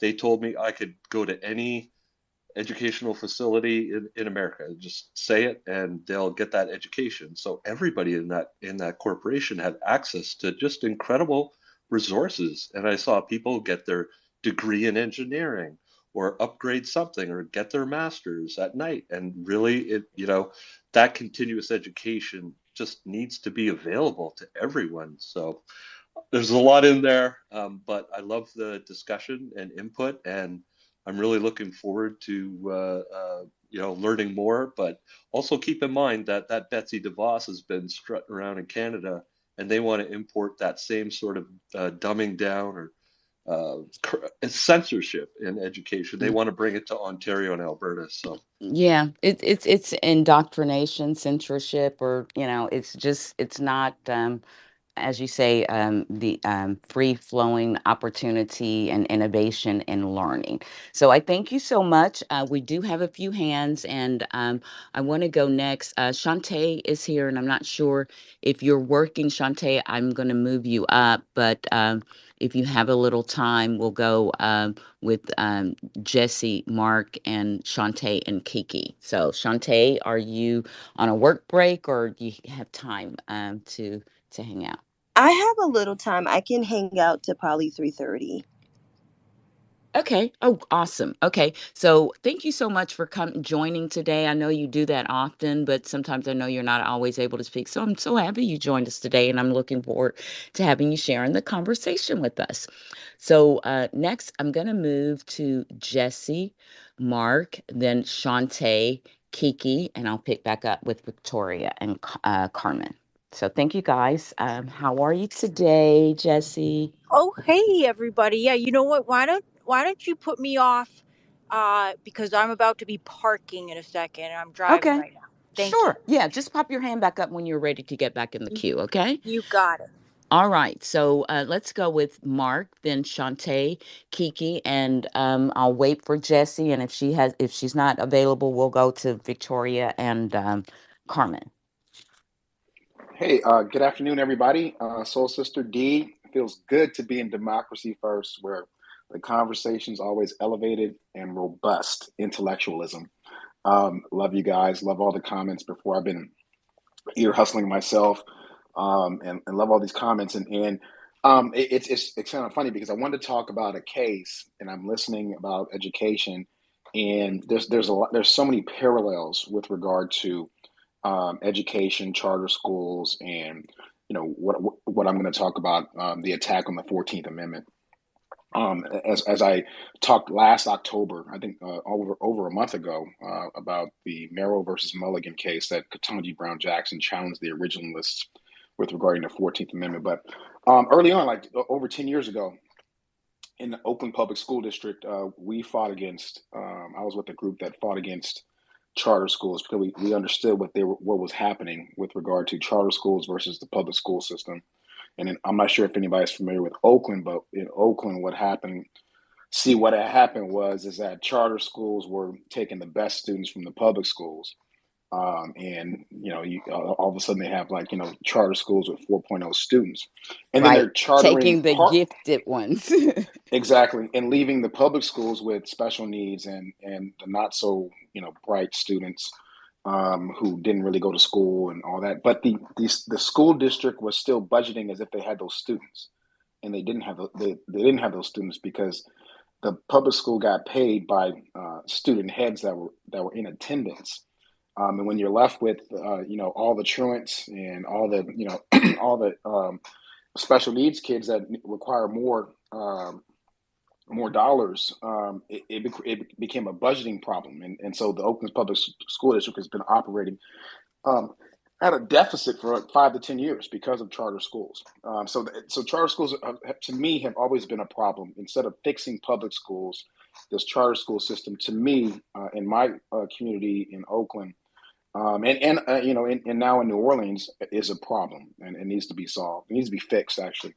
But while the 11th Circuit is still, the 11th Circuit is poised to slam Judge Eileen Cannon for protecting Trump in her ruling in August or September, whenever that was. The debate is whether it's going to be vacated or reversed. To me, it really makes no difference. There's some people saying if it's vacated, then it doesn't establish precedent. I think it does, and I think they're going to slam her. They're going to make sure courts don't do this again. So any time, any day now this week, we're going to get to hear from the 11th Circuit. But I did post, I came across this. I didn't know. I thought I thought either Graham or Eugene may have brought this up. There's this Supreme Court case that was argued last Wednesday, and it wasn't on a lot of people's radar. At least it wasn't on mine, and I'm sorry that it wasn't because it's a pretty important case. It's the Hallen versus Brackeen case, and it involves the Indian Child Welfare Act. It implicates tribal sovereignty, the 14th Amendment, and the 10th Amendment. And the reason why I wanted to talk about it is because if you remember back. Yeah, Gamut put that on our radar early on. I didn't know the day that it was going to be on the docket, but yeah. So go ahead. Yeah, I remember it was Gamut, and I didn't really understand the issue. I think he even asked me about it, and I said I would take a look at it, but I didn't know that it was argued last Wednesday before Thanksgiving.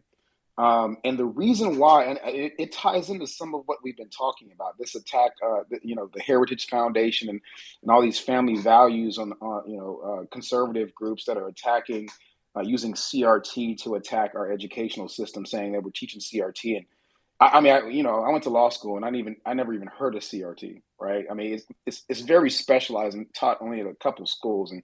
And the idea behind CRT, just to put it plainly out there, is you're assuming these things in order to solve a problem. So that's the idea about any kind of theory, whether it be the Pythagorean theorem, you're assuming a 90-degree angle, right, to discover the area of a triangle. But it has to be 90 degrees, otherwise the theorem doesn't work. So with regard to critical race theory, you're assuming there is structural racism that affects Black folks in these different institutions in our country. It's not teaching that racism exists. It's saying, hey, let's take out the argument, assume it does. This is what happens, and how do we fix it with those assumptions? So that's CRT. It's not teaching anything. It's not teaching kids to feel ashamed of themselves. It's saying it's about awareness. It's bringing awareness. And it's a theorem. It's saying like, hey, if racism is structural, then what? Right? So, if you have a 90-degree angle, then what's the area of a triangle? If the other angle is 30 degrees, then you have to assume there's the other angle is 60 degrees. Then you can find out then all you need to know is the measurements. You find the area of a triangle. That's how theorems work, right? So that's what CRT is. But here's I so understand what you just said, Mark. I so understand it. But here's the and this is where with regard to with regard to charter schools, with regard to CRT, and all these issues, or this culture war, this institutional culture war that's happening, and then the affirmative action case where the white organization is saying that the Asian students are discriminated against, and the Asian students are saying no, we're not. Like we're not supporting this. But it's all an attack on the 14th Amendment, equal protection, because the experiment hasn't worked out the way that this class that is the minority class now, because they're going to be the minorities in a couple of years in the country. People of color are going to have more. There are going to be more people of color in the United States than Caucasian people coming up. So That's what there's terrifies them. That's why they're right. working so hard. And so there's this minority power thing that's going on, and what they're trying to do, and the reason why I thought Ketanji Brown Jackson's attack on originalism was so profound is because it reminded them that the 14th Amendment was specifically enacted to make sure that black men in particular, but we can apply it to black people and then other people of color as well, were fully intertwined into with full legal rights in our society in America. So the Equal Protection Clause, citizenship, yeah, citizenship, but also the the rights protection, like all that it encompasses, like full citizenship. Exactly. So you have the 14th Amendment, 1870, and we're arguing about it virulently right now. That this is what the definition was, and like I said before in some previous Democracy First, if the 14th Amendment did mean that, then you cannot rule now as a textualist, as an originalist. You can't rule now that it means something different. That means and if you do, you're applying something different than what the original writers of the founders thought, or not the founders, but the people who passed the 14th Amendment. You're ruling something different. Now, here's a case that it's not, and it's a 14th Amendment case that it has a different take on it. So, in 1978, the Congress passed the Native American. The Indian Child Welfare Act, which basically federalized if Child Protective Services took a Native American child, they're going to place that child with a Native American family. So here we are. We have, in this case, we have a white couple that has the support of one of these conservative legal engineering, legal social engineering nonprofits that are trying to attack the 14th Amendment. And this is why it affects all of us, right? So they're saying, hey, did Congress even have the authority to enact this act that gave that respects tribal sovereignty? And then also whether placement preferences constitute race discrimination because they establish protections and standards that facilitate the placement of Native American children with Native families. So they're attacking that idea. Now, I mean, it is something I did not know, and I learned through listening to not only the podcast, but reading a little bit more of it. Native Americans aren't considered, there's actually a Supreme Court case on this. Native Americans are considered a political group rather than a racial classification. So the white folks suing to overturn the ICWA are saying, no, Native Americans are racial, not political.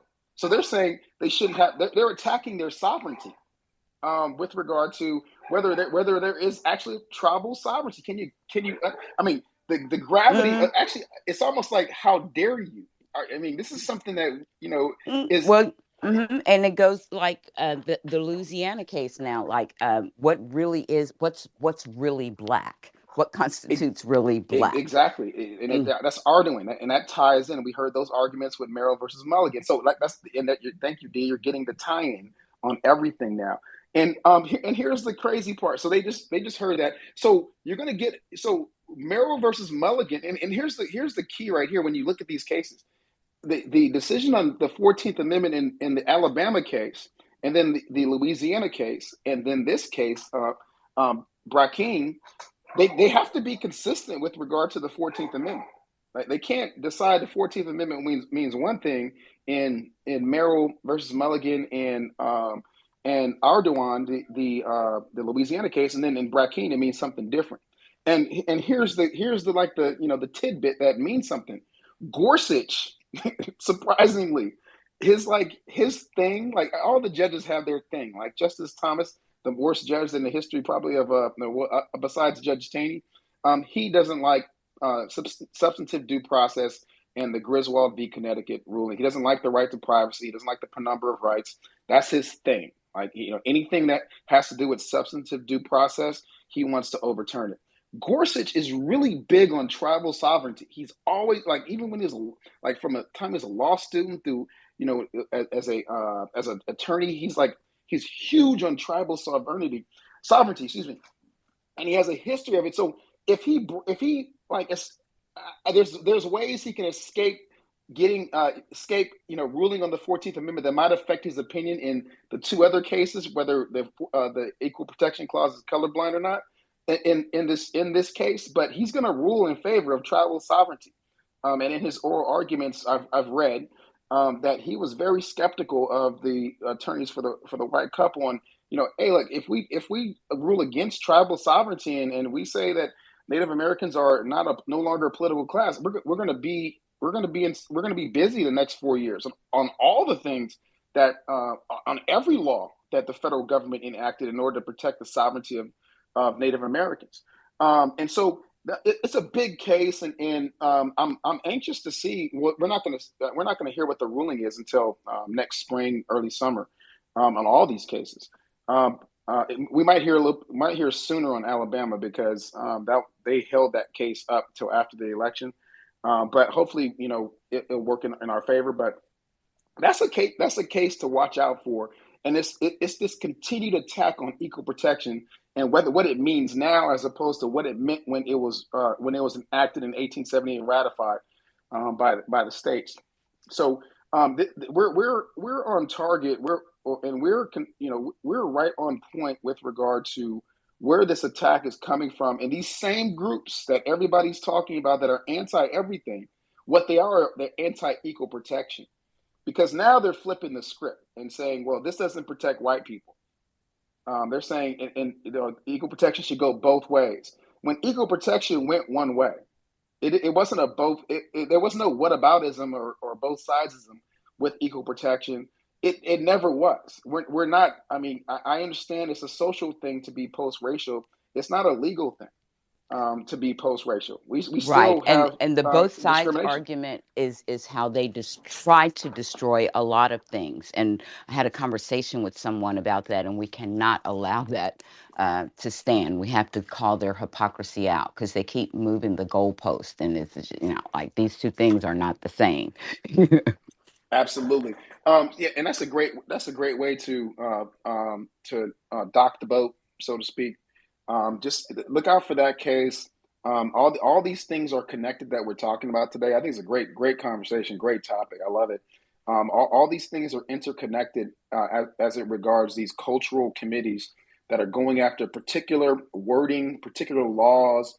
I heard the diatribe, or I heard the exchange, not the diatribe, on the politicization of education. I mean, you run for office, you run for the school board. It starts with politics. You run on what you want to see out of your board of education, or what you're going to do when you seek that office. And it's always been a political football, so to speak. It was political, even after '54 and Brown versus Board of Education when they started busing. A lot of people, they were like, I mean, I remember when Biden was running for president, they tried to divide and conquer and say Biden wasn't for busing. Well, there was a lot of black people that weren't for busing too in black Yeah. communities. Well, and again, it just goes to the point that, I try to make with people who don't like to talk about politics and whatever, like, whether you like to talk about it or not, it affects you in every way, in every aspect of your life. So yes, it's political. Most things in this country are, at some point or another. I think that we like to believe that they weren't, but we have seen evidence to the contrary that we cannot unsee now. And Hey, Dee, can I say something real quick Mhm. on this uh, uh, on this law that's in front of the Supreme Court? Sure. There's another big thing behind this. One, it is sovereignty. I mean, this is huge. They have been trying to get at our sovereignty for years. This is another way, but even bigger behind this, and I think Gorsh is aware of this. There's a huge amount of federal dollars tied to this that the tribes receive out of this particular law. I'm not going to go into the different ways because that's a long rabbit hole, but there are billions in federal dollars that are owed to us that come through that particular law, and why they want so badly to they want to starve us. This is another way that dark money is trying to kill us. I mean, they will try come hell or high water. So this isn't just an attack on sovereignty. This is an attack on our abilities to get federal dollars, right? Thank That's all I wanted to throw in. Yes, and I know that Mark came up because of that, so I'm glad that you did. And I was going to ask you and Mark to chime in on that. Mark, and then Shantae, and we'll resume that. Mark, Shantae, Jesse, Kiki, then Victoria and Carmen, because Mark is Indigenous, so I know that you can speak to this act from a more personal perspective, and I'd love to hear from you. Yeah, I mean, I'm kind of echoing Eugene's sentiment of, there's billions of dollars involved in all of this. And what, we have to remember is um, America still has treaties with indigenous people. So when you start going after the sovereignty of these nations, you debilitate them to be able to hold on to their own lands, what little lands As they have left. they have treaties with us as us being political entities, a Right. political entity, not a race. Exactly. And that, I mean, Mm-hmm. and that's the whole reason why they're attacking it this way is because of those treaties. That indigenous people were forced to those lands because white settlers or white people thought that those lands were worthless.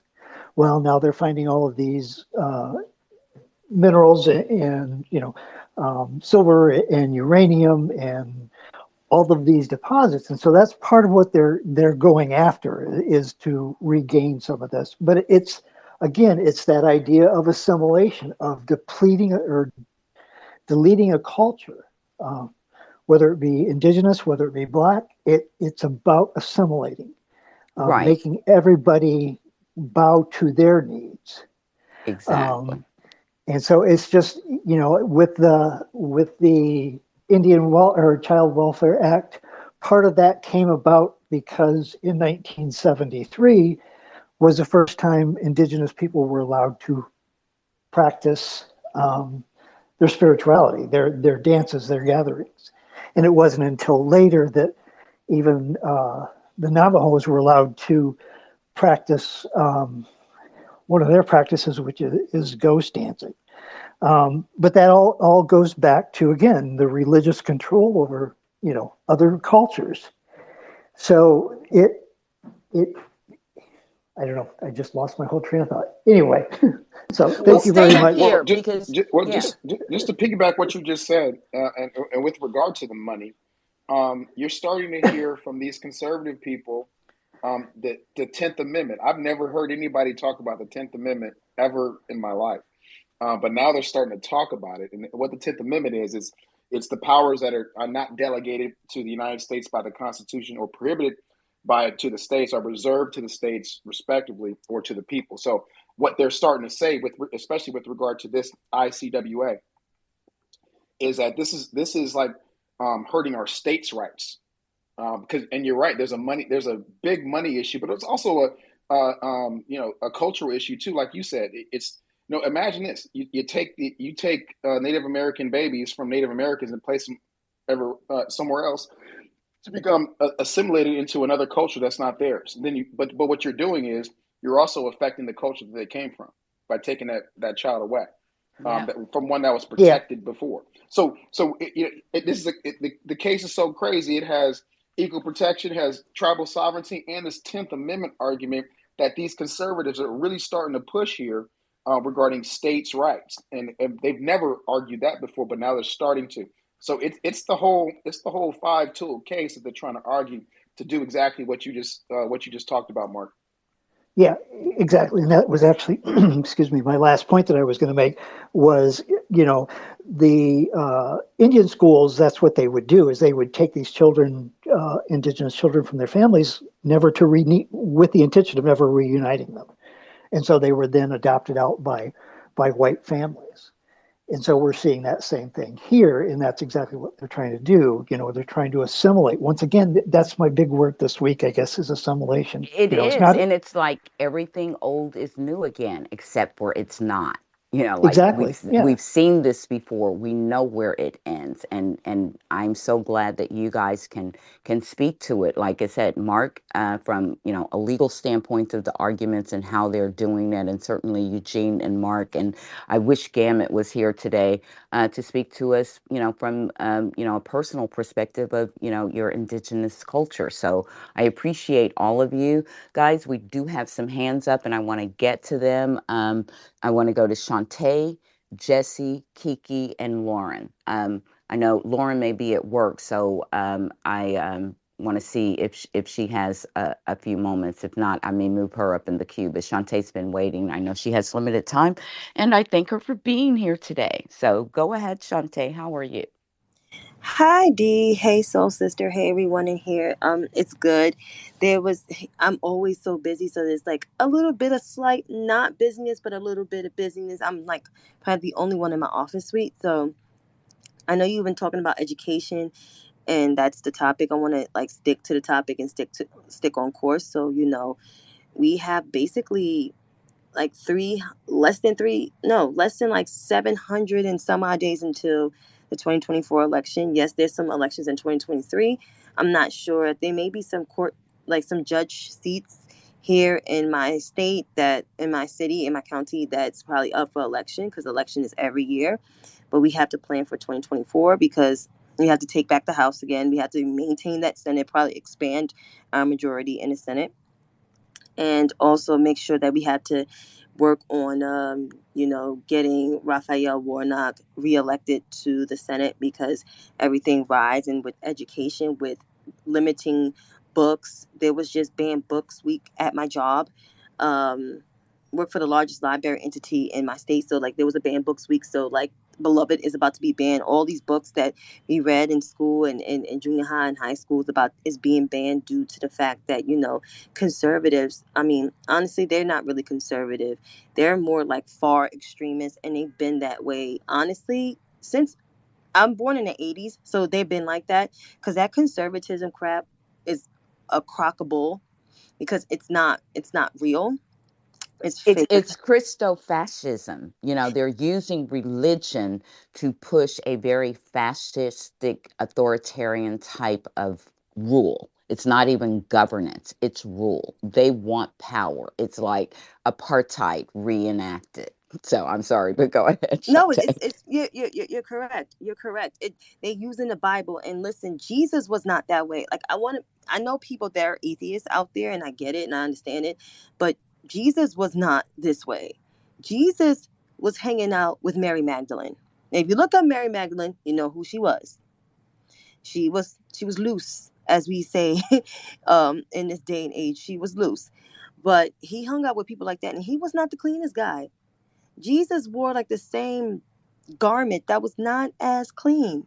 They were washing in the river, okay? They were. A lake somewhere, a pond, they were washing.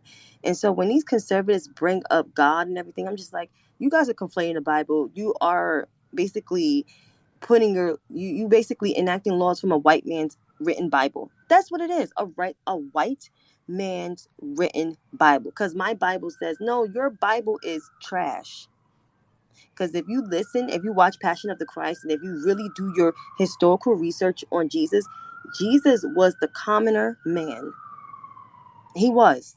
Right. Well, they're like because I come from, Shantae, I'm down here in the buckle of the Bible Belt. My father is a Baptist minister. My brother and sister are ministers, and I was raised and baptized in the Pentecostal church. So, yes, I hear what you're saying, and they're just like the Pharisees and the Sadducees. They like to scream and shout about how religious they are and pray so people can see them, you know but they are so far from him, and so go ahead. I wanted you to know that, like, I can relate to what you're saying so Because I just feel much. like it's being used in actually not know if she was a prostitute. Oh yeah, because Dawn is giving me, Dawn knows the Bible. She's like a little prophet. Her mom was an evangelist. Sorry, Dawn. But either way, Jesus was not an uptight person. Jesus was not the most perfect person. He wasn't. And that's the truth. Like it's the truth. But back to, with education and laws being enacted, I just feel like children don't know like their vocabulary words. They don't know their history. They don't know civics. It's sad because like they should know who the president of the United States. They should know not just only the president of the United States. They should know who their governor is. They should know who their local leaders are. They should even know the capital of their state. That's bad when you don't know the capital of your state. So I'll land my plane in saying this, like, education is important. Education's on the ballot in every election, because certain states elect school boards, and now in my city, they're appointed by whoever is the mayor or the governor, depend in our state. That's like our Secretary of State is appointed by the governor. So there's a lot of work that needs to be done, and even in my state, just because it's a blue state, some of it did some areas did flip red because, there's a lot of factors. And, I said what I said and I stand by what I said. Some people don't agree with me because there's a lot of people that remind me every day they don't agree with me, that they may think I'm a leftist, and I'm not a leftist. I'm a pragmatic voter, but I have common sense. And I know that, picking a candidate just because they securing your job is as a chairman doesn't mean anything. So yeah, I mean, we got a lot of work to do. So I'm ready. Even though like I'm contemplating whether I should keep my account here, which I probably will, but other things I have to reconsider and reevaluate. So thanks, Dee. Thank you so much for letting me speak.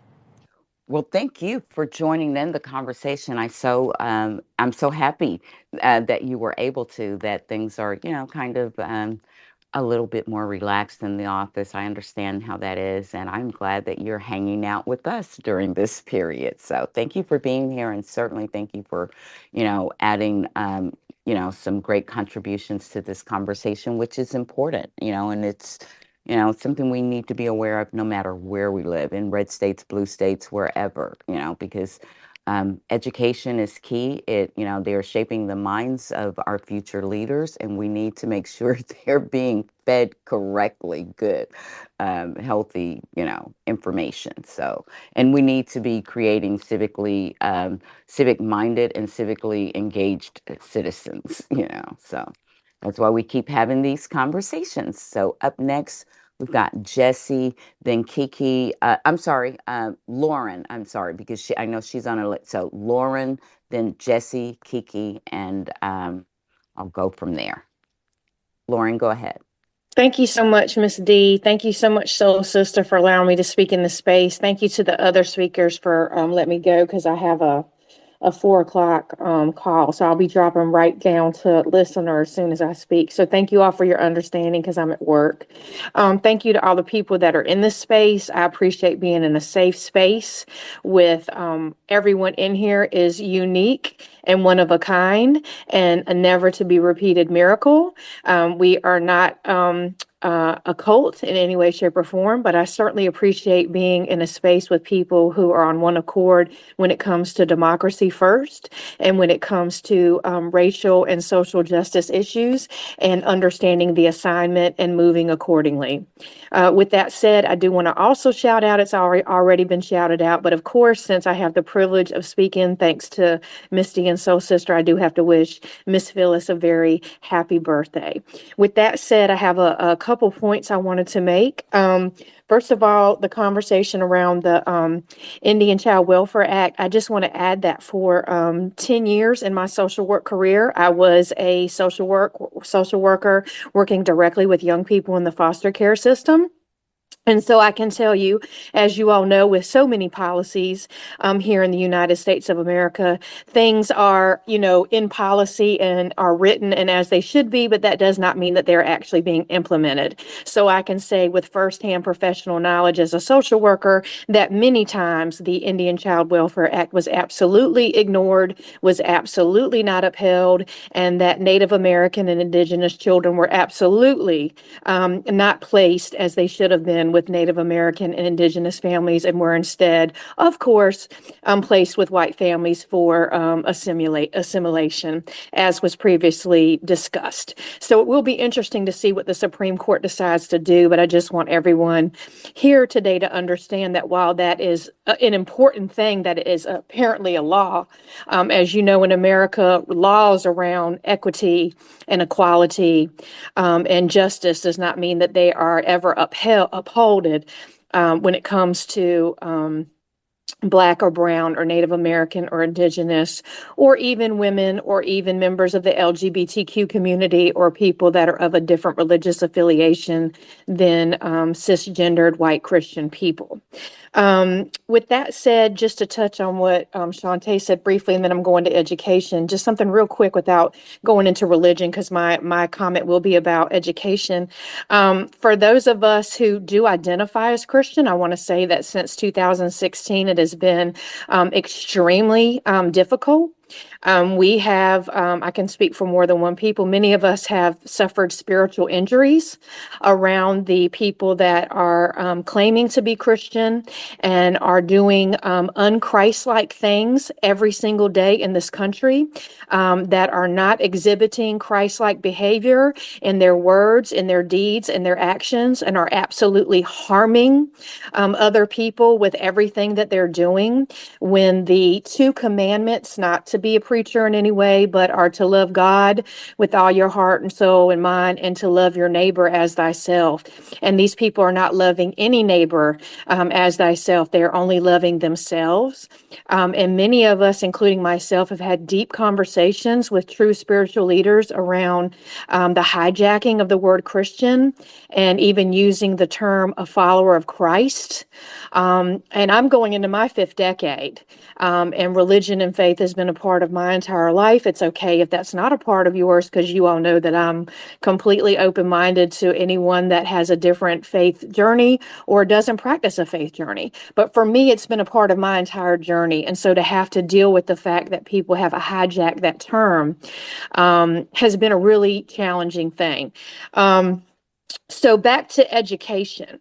So I was taught in North Carolina's public school systems from K through 12. So I was part of this country's public education.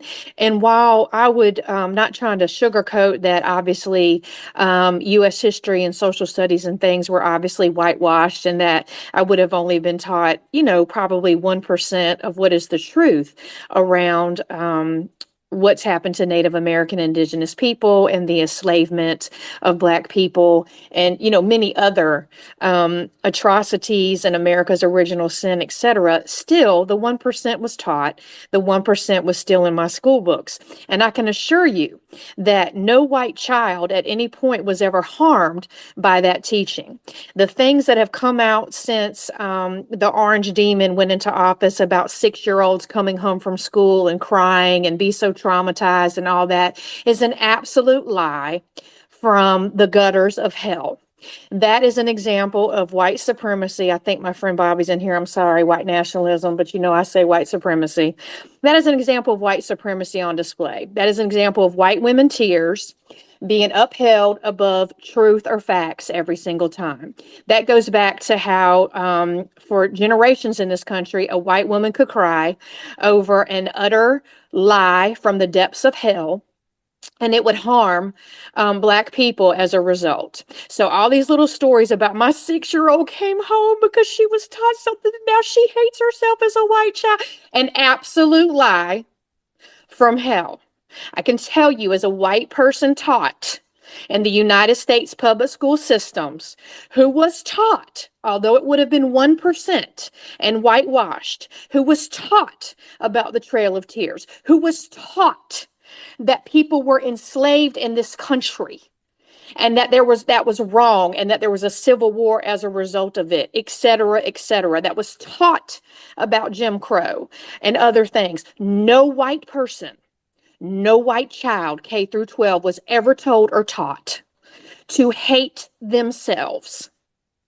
There is no trauma from learning the truth.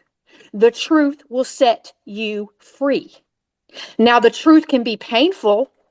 The truth can make you take a mirror to yourself. The truth can make you have to ask more questions and learn more. The truth can make you have accountability. But it is not traumatic to the extent that these white nationalists are doing all this and taking over school boards. And now we have Texas wanting to describe the enslavement of millions and millions of people from the continent of Africa as involuntary relocation. And Glenn Youngkin taking out Dr. Martin Luther King in his entirety from all elementary school textbooks, and also defining Native American and indigenous people as our original immigrants, the caucasity of it all. And then Glenn Youngkin, who ran on this so that all the little white women in suburban Virginia, and my entire family's from Virginia, so I can speak on this. Everybody's there, but me. I was born there, but I've lived in North Carolina since I was like 2 years old. But the majority of my time, like just Thanksgiving, I was in the Commonwealth of Virginia. So I'm very tuned into what's happening there. So all the little white ladies in Northern Virginia that wanted to vote because he was going to do so much about education, he started the hotline. Call in and let me know about all the CRT examples that are happening in your classrooms with your children. Well, guess what? He just closed that because nobody was calling in, because that was not happening in any K through 12 schools throughout the Commonwealth of Virginia. And I have personal family members and people that were writing letters to the editors of newspapers, that were going to speak at school board meetings before his election, going on and on and on to plead and say, this is not happening. CRT is not taught in K through 12 anyway. But you see, racism trumps facts. And yes, I use the word Trump on purpose. Trumps facts every single time. And now here we are about to get into 2023, and we continue. Now we're trying to save public education for our children and our children's children, because we live in a now society of alternative facts. You know who we get to thank for that. So instead of being able to call a lie, no one was involuntarily relocated from anywhere. They were enslaved. No one is the first immigrant from America. The Native American indigenous people are the first Americans, if you want to define them that. They're the first people on this continent. But instead of us being able to stand up and fight, I'm not saying the people in this room are not fighting it, but I'm saying as a country, we don't have that power now, because now we live in a media world and a landscape that has accepted and will let people on television and will let people every Sunday morning without fail come up there and talk about their alternative facts. All of this, as you all know, goes back to white supremacy. As a white woman, it is shameful. It is embarrassing. And I'm not here to center myself, and y'all know that. But as a white person, it is shameful and it is embarrassing. It is disgusting. It disgusts me to be white and know that white people that have no public policy platform, they have no platform at all, They don't have any platform to help this economy. They don't have any platform to help this environment. They don't have any platform to help people with their health care. They don't have any platform to help protect people's civil rights. They don't have any platform for racial or social justice. They don't have any platform to protect women's reproductive health. They have nothing but their white supremacy. And they will do anything to uphold it. Anything. So here we are fighting to uphold the truth so that children of all backgrounds, because it hurts white children too to not know the truth, are not totally whitewashed, to learn nothing but lies from white supremacists in their classrooms. And with that, I will land my plane. Thank you so much again, Dee and Soul Sister. Well, thank you very much for your passion and your truth. And we know that this absolutely is, like, Bobby said, white nationalist, white agenda in full fling, and we can see it. And I appreciate you coming and sharing from, your skilled work experience, the community that you come from, and all of those things that you bring to the gyms that you come and share. And I just want to thank you for taking a moment out of your day and coming to enrich our conversation.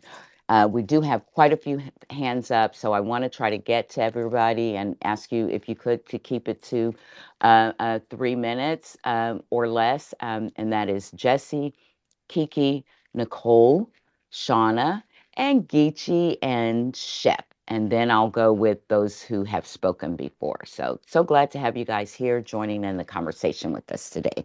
So Jesse, you're up. Thank you so much for your patience. And again, I thank you all for your contributions. And, that's whether you've spoken or not, just being here, actively listening, means a lot to me. So thank you all for being here. And don't forget to share and retweet the space. So Jesse, how are you today? Hey, yeah, thanks, no problem. I was actually running to the post office to put my batch of letters to Georgia in the mail, so so it worked out. Thanks so much for hosting, Dee and Soul Sister. Thanks to everyone for sharing various resources over these last months. I postcarding is tough, but this vote forward process to send letters, it's so easy and fabulous. I'm going to be using vote forward a lot going forward. Um, and yeah, I on the indigenous sovereignty issue that is popping up a lot in this wonderful discussion. I put it in the chat for the space because there actually was a decision that came down in June of this year regarding sovereignty, indigenous sovereignty, and it's kind of like complex to me to understand it. So I'm just mentioning it because I'd be interested to hear some of the greater legal minds kind of nitpick that issue apart at some point, not necessarily today.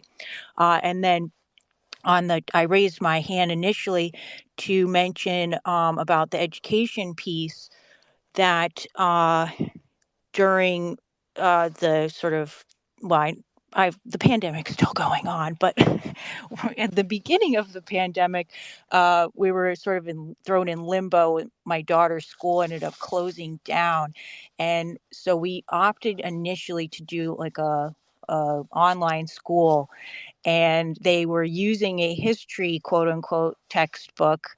My daughter's at the time was second grader, I believe, and I'm like, what the heck is this awful book? Oh, this is terrible. And I, ultimately told the school we don't want to have anything to do with this book. And then ultimately we left the school and did something else. But when I heard the uh, Virginia school board situation and all the details coming out about the changes and the horrible things they're doing, I immediately thought of this book, which is it's called the Story of the World, History for the Classical Child. It's a Oh, that four. they throw that word around a lot too. Yeah. Classical. There's a classical academies is like a network of these charter schools with that. Right, and Yeah. you mentioned that at the beginning today, and I was like, "Oh, exactly!" Like language that all of these groups they recycle it. They all kind of Because share this keep in stuff. mind, when I talked about the dark money, how, their agenda goes through these think tanks who kind of grind out these policy papers that create, talking points and bullet points that, the language starts to be adopted by everyone, So Exactly. go So it's ahead. something to watch out for. This book. It is a favorite in our research. And very quickly, we discovered, oh, this is Christian homeschoolers' favorite text to use. It's, you Google it. The author is Susan Wise Bauer. And of course, one of the chapters is talking about the immigrants from Africa and all that kind of stuff. Total wrong history. So, it's just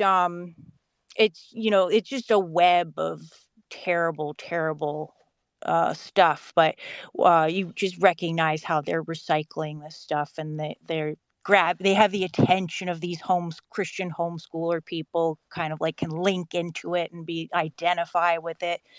So that's all I wanted to share today. Thank you so much again for hosting, and I love all of these deep dives into topics. It's a lot of fun, very illuminating, and thanks for having me share. Well, thank you. And thank you for helping to make that so. We appreciate it. And like I said, I always appreciate having different voices and different perspectives added to our conversations. I do believe it makes us all, smarter, and it just enriches the conversation. So thank you so very much for contributing to it today, and helping to make that so, Jesse. So we're going to move next to Kiki, Nicole, and then Shauna, Geechee, Shep, and Victoria and Carmen. And I am going to start giving you the wrap up signal. We will have about another hour that I'll be available. But if you're thinking about joining in the conversation, start getting your thoughts together, make your way up to the mic. If you're on the stage and you have some final thoughts you'd like to add to the conversation, start getting those together so you can share that. And I'll probably close this out at about 4 o'clock Central Time, which would be 5 o'clock Eastern. So with that, Kiki, you're next. Nicole, Shauna, Geechee, and Shay.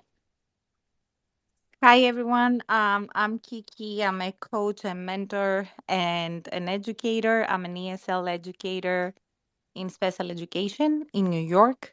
So I just want to bring up a couple of points that were mentioned as things to do. And I want to say that New York is is up there doing the right thing for education. We are having a multicultural curriculum. It's supported by Sora, and our online library system. It is extensive, and it is something that we started working on. We worked on a lot of focus group. I was part of one of those focus groups. I was on the back end. I was the one conducting the question part and collecting the data. Um, it was formative data, really, which is the most important. People came and spoke their minds, and they gave us ideas on how to improve. With that being said, there was a question about computer science and how this should be taught. Actually, there is a legislation in New York by 2025. There's a mandate, a state mandate, for all grades K through 12 to be engaging into computer science. That involves anything from coding to from digital citizenship to coding, and so on and so forth, depending on the grade level, of course, and the understanding of the students. I have put up some resources from Common Sense Education, which is the platform that I will be using. And there is also, for whoever wants to teach some more basic code, there's also code.org that I will post in a few minutes after I finish talking. And I want to finish and land my plane by saying that my dad and my sister, they both studied theology.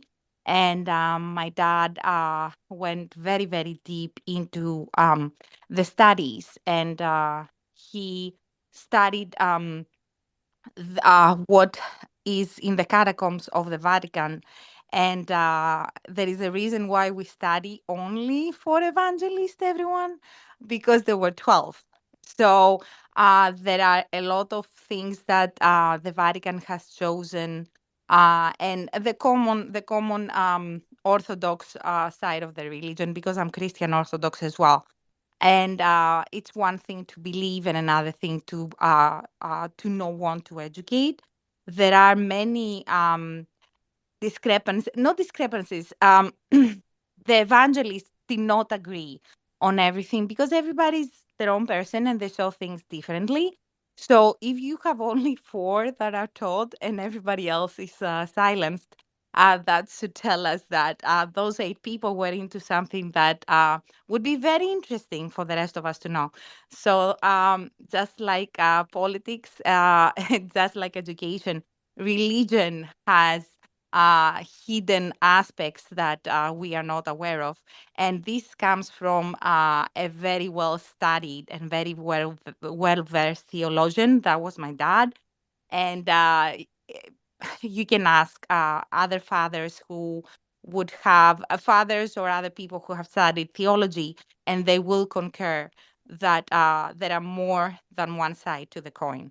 So thank you. That's what I wanted to say. I spoke very fast, Dee, because I want to land my plane because you asked for that. But I You did a continue. great job. Thank you, Kiki, and thanks for sharing those resources. I'm so glad that you had an opportunity to come up and share today. And yeah, religion, as you said, that's a very, very, like you said, a topic that we could go on forever about. It's not one that I like to cover too much in here, but except we cannot not cover it because much of what is being done to us is being religion is being used to do it. So thank you so much for that. I appreciate your sharing.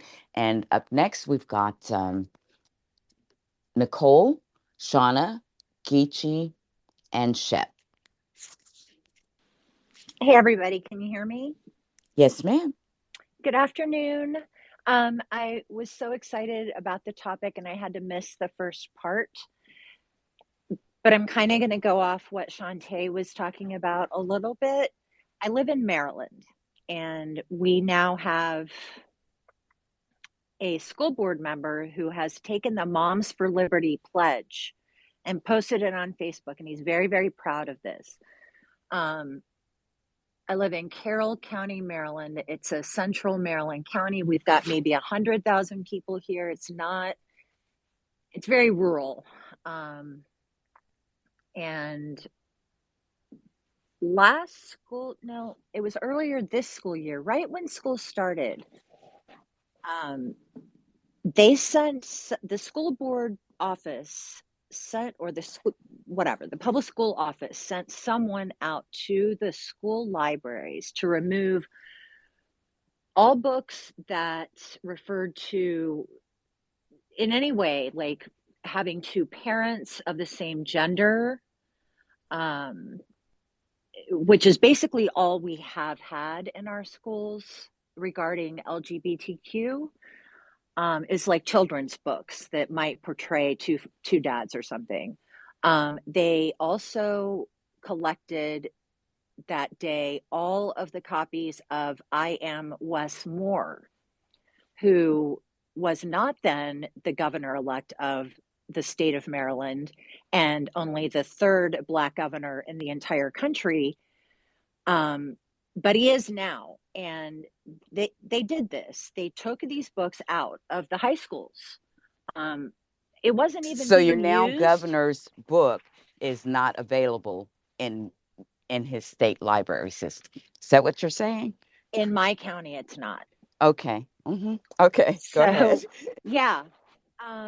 And this was before he was elected governor. This book was written in 2010, I believe. I haven't written or read it yet, but it's really my understanding of it is that it's really a great paradox of what would have happened had this person taken a different route in their young life after some traumatic things happened. So it's not a story about blackness or maleness or anything. It's It's just just about a memoir of achieving and overcoming, you know, um, yes, very much like and Michelle Obama's Becoming. correct. And they want to take beloved off of our curriculum as well. And the way our state operates, our school board can do some of these things without um, approval from the state superintendent or whatever, as long as they're following the curriculum. Unless these things are specifically in the curriculum, we don't have to follow it. And there's a whole bunch of other things that I was going to say, but I just want to say that you're not safe wherever you think you are.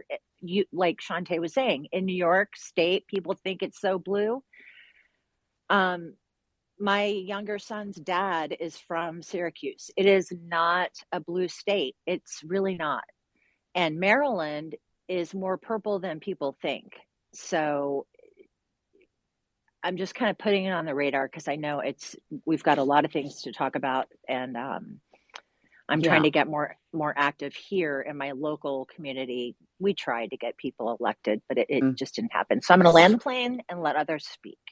Okay, well, thank you so much for that. And keep in mind that I'm glad that you shared that particular story because here, the equivalent, we had them, they actually passed some laws in the state legislature so that at the beginning of this year, my granddaughter's in the second grade and they have libraries within their classroom in addition to the larger school library.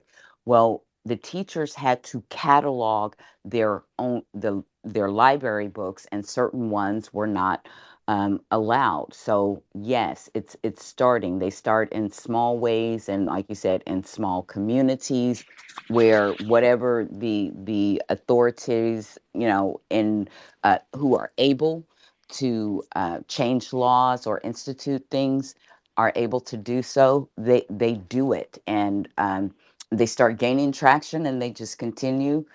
Start in maybe one community, expand to another. Then they get to the state house. If they have a good GOP stronghold there, they pass statewide legislation. So it matters, and so that's why again you cannot untangle the politics from education. We just can't do it. So thank you again so much. And we're going to move to the next speaker, who would be Shauna, then Geechee, Shep, and then if no one else is coming up, Khalil has come back up. I'm so glad he was able to rejoin us again. And I will put him, Victoria, Carmen, and Khalil. Thank you, and thanks so much for this space. So, yeah, I'm enjoying the discussion. I know that here in Texas, I put a link up in the nest. We have like the most banned books here, and so I know that's definitely due to these school boards here banning different books all over the state. And I know I read somewhere that Texas makes most of the textbooks for the United States, but I was trying to find something to support that. I don't know if That that's is hearsay. true. It is okay. I was looking for Yes, something and about that, but I wasn't yes, 100% sure. So yeah, let's try to find that because just yeah, like because I we was can looking, for like the past, ever since I came up, and I'm like, I know I heard it, but I'm like, oh, I want to, find something to corroborate that because I know I'd heard it quite a bit, but You can speak to that briefly if you want. Okay. Go ahead, continue. I'm sorry to interrupt you, but yes, that is no, true. yeah, it's just that the way that they're selected down here, the process from what I'm reading is that it's done through a certain board, and so and that comes from different officials, but I don't know how the process works from other states contracting here. So that's something I would probably find out. I can probably talk about maybe on Thursday, but I Yeah, just wanted because to come they up. have, yeah, Yeah. because there is an organization, I think, that kind of, you know, puts out the list of books that are available for schools. And then I think also certain schools and certain districts have to adopt like certain curriculums or in agencies, and that those agencies that are producing the books for that support that curriculum um, have a list of those that are available, and many of them are right wing kind of conservative organizations, and the members that are doing it, writing and editing that. So it's again them having a hand in the very um, thought process and training of our youth and our future leaders. So I would look Yeah. forward to you, you know, Yeah, giving I'll us see what I some can find more. out about it. But textbooks, man, I remember when I was in high school, which was a while ago now, but there was a book I had. I don't know if you remember like the child development class where you take the baby home. They had I had a book for one of those classes, but I remember I was kind of skimming through the book. One of the last few pages said something, and I won't ever forget it because I was just really offended. It said something about African Americans relying on white people for something, but times are changing and something. I'm like, what? And I cannot remember like who made that textbook, and I'm like, I was livid. I'm just like, why are we? What? This is not true. I was so mad. It's probably the Um, Daughters of Confederacy.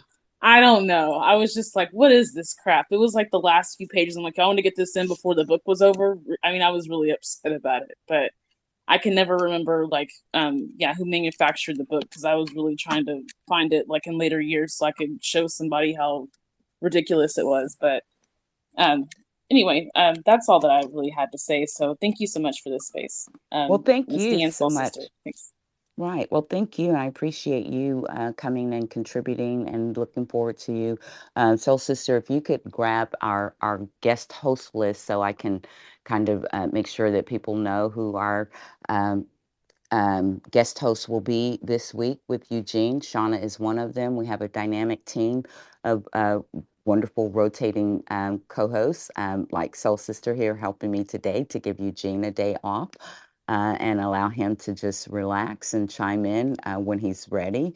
But I just want to thank all of you ladies, and say my hat's off to you. You're doing a fabulous job. And, you know, I just want to thank you all for, you know, really accepting the invitation to do it, and doing so willingly, and doing a fantastic job. So looking forward to hearing from you today, Geechee. How are you?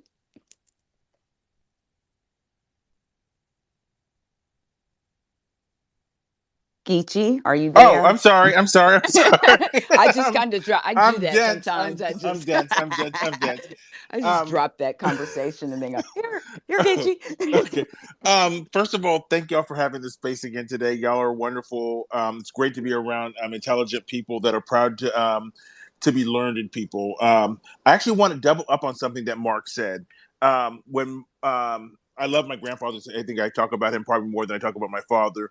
Um, but when my grandfather ran for school board president in Colorado Springs, he ran on busing, and it was basically when they moved from Germany to Colorado Springs, because he was in the military, obviously, and then he became a civilian.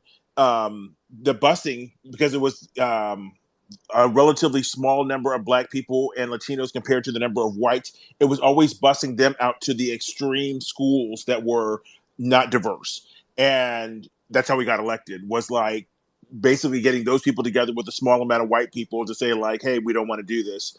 And it wasn't something that I experienced basically as a kid, because basically that still kind of quote unquote happened anyway. So that's why we went to Catholic school. But when we went to Florida, if it wasn't for the fact I went to a magnet school, a science and math magnet school, we would have gotten bused 28 miles north into Seminole or Clearwater High School in Florida, because that's basically what they did. Busing was mainly moving the black kids all over into these white schools, as opposed to the white kids coming into the black schools. So yeah, it wasn't an issue that was clear cut for a lot of people. Um, this education conversation has been magnificent. Like I have basically just been sitting and learning because it's a lot of information I did not know what's going on. And you know me, because I like to suggest things and not actually do the work. But I've heard a lot in these spaces about a lot of teachers talking about how teaching has changed since COVID has gone on.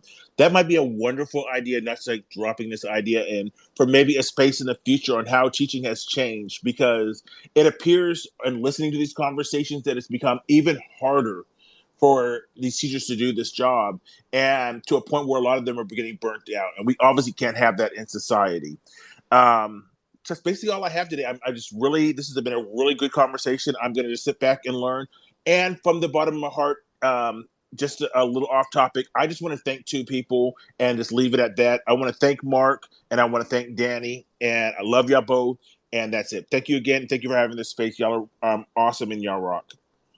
Oh, well, thank you, Geechee, and I appreciate that. And you and I are going to have a conversation about Colorado Springs because both of us have some pretty, some roots in history there. Because my uncle too did a lot of things in the community there, and he came from England, and that's where he settled when he retired there. So I'm looking forward to kind of learning My more. mom was born in England and moved here to go to high school. That's where she met my dad, and both of them went to college Wow. at UC and at Boulder.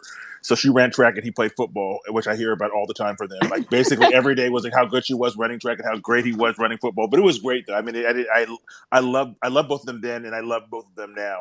So that would assume we know a lot of people because Cappy James was the biggest, was that I think he at the time was the highest ranked general or black military person Right. in. Yes. My uncle talked about him a lot. He's my godfather. Get So out. Get yes. out. I'm So so I God. am We have got to positive talk. that like if we have military family in Colorado Springs, like we our families know each other. It, I'm 100% positive about that. I am too, because I not only my uncle was there, but I also have another cousin, a second cousin who worked there on the air base. And so yeah, we got some catching up to It's do. I'm funny, and it's funny because I've had conversations just random out of the blue from people where I felt like I lived in these like itty bitty towns. Like also Bremerton, Washington was like a huge Navy town, and I've just like mhm. random people are like, "Oh, I grew up there," or "Oh, my dad was stationed there," and I just am like, "Oh, wow." So yeah, it's Military awesome. families are really they're big, but they're small, and it reminds me of a saying that I learned when I was in Germany, and that is that the world is a village, and it Yes, basically is. So, amen. all right. So good to hear from you today, and I hope you're having a great day. So next up, we've got Shep, and we've got yes, Shep, and then let's see, Bobby and Stephen have come up. So I'm going to get Shep, Bobby, Stephen, and then I'll get the speakers who have been up here a while. And I thank you for your patience, Victoria, Carmen, and Khalil. Hey, it's so funny that you guys are talking about Colorado and Colorado Springs because that was exactly what I was getting ready to talk about. Oh my The goodness. I promise you, it's crazy. The ideology is called the Dominion ideology. Is some of its roots are from Colorado, and some of the mega churches and mega re-education private school organizations and Christian Dominion ideology are based in Colorado, but specifically in Colorado Springs. Many of the Republican Dominionists, Christian Dominionists, talk about the fundraising and the circuit of talking points that are coming out of Colorado Springs specifically. Um, as you both well know, Colorado was a hub of KKK activity back in the days. It was sort of like the national headquarters. So I'm not surprised about the busing and some of the negative experiences that African American families have gone through. Um, Christian dominionism is probably at the root of everything that you guys are talking about as far as white supremacy or white nationalism. And it comes from Genesis 128. Be fruitful and multiply and replenish the earth and subdue it and have dominion over the fish of the sea and over the fowl of the air and over every living thing that moveth over the earth. So the philosophy of Christian dominionship is a philosophy of what they call the seven mountains mandate. And I put it in the comments in the chat. Um, and the seven mountains mandate, which is huge in Colorado, is about invading the seven spheres of life on the planet and taking them over. And as we know, the DeVos family has a like 20 different packs, and a few of those packs are solely dedicated to Christian dominionship and to changing education. And that's why when she was with Trump, her goal was to be, she was the education czar that didn't have a history in education. So it was just about Christian fundamentalism and Christian nationalism. And I have the displeasure of actually knowing Paula White personally. I kind of ran in the same circles of the mega church donors in her circuits, just by being in the restaurant business. I've been in some of the rooms, some of the fundraising rooms. I've been in some of the where they rent out the whole top floor of hotel restaurants and have and $50,000 plate fundraisers for the mega donors. And I know some of the church pastors who run the circuits. Surprisingly, there are quite a few black millionaires in that circuit as well, who are Christian fundamentalists and believe the exact same thing that they believe, as far as education. Um, they aren't believers. Paula White was, if you don't know, she was Trump's uh, spiritual advisor, so to speak. And they aren't believers. They're strictly for the dollar. They're them and the Kujik people I know. They're about a bag and the appearance. Everything they have is luxury. They're not the true believers, but they influence the true believers who are scary, dangerous. Like they are radical fanatics. They are, fatwa kind of clerics of American fundamentalism, Christian fundamentalism.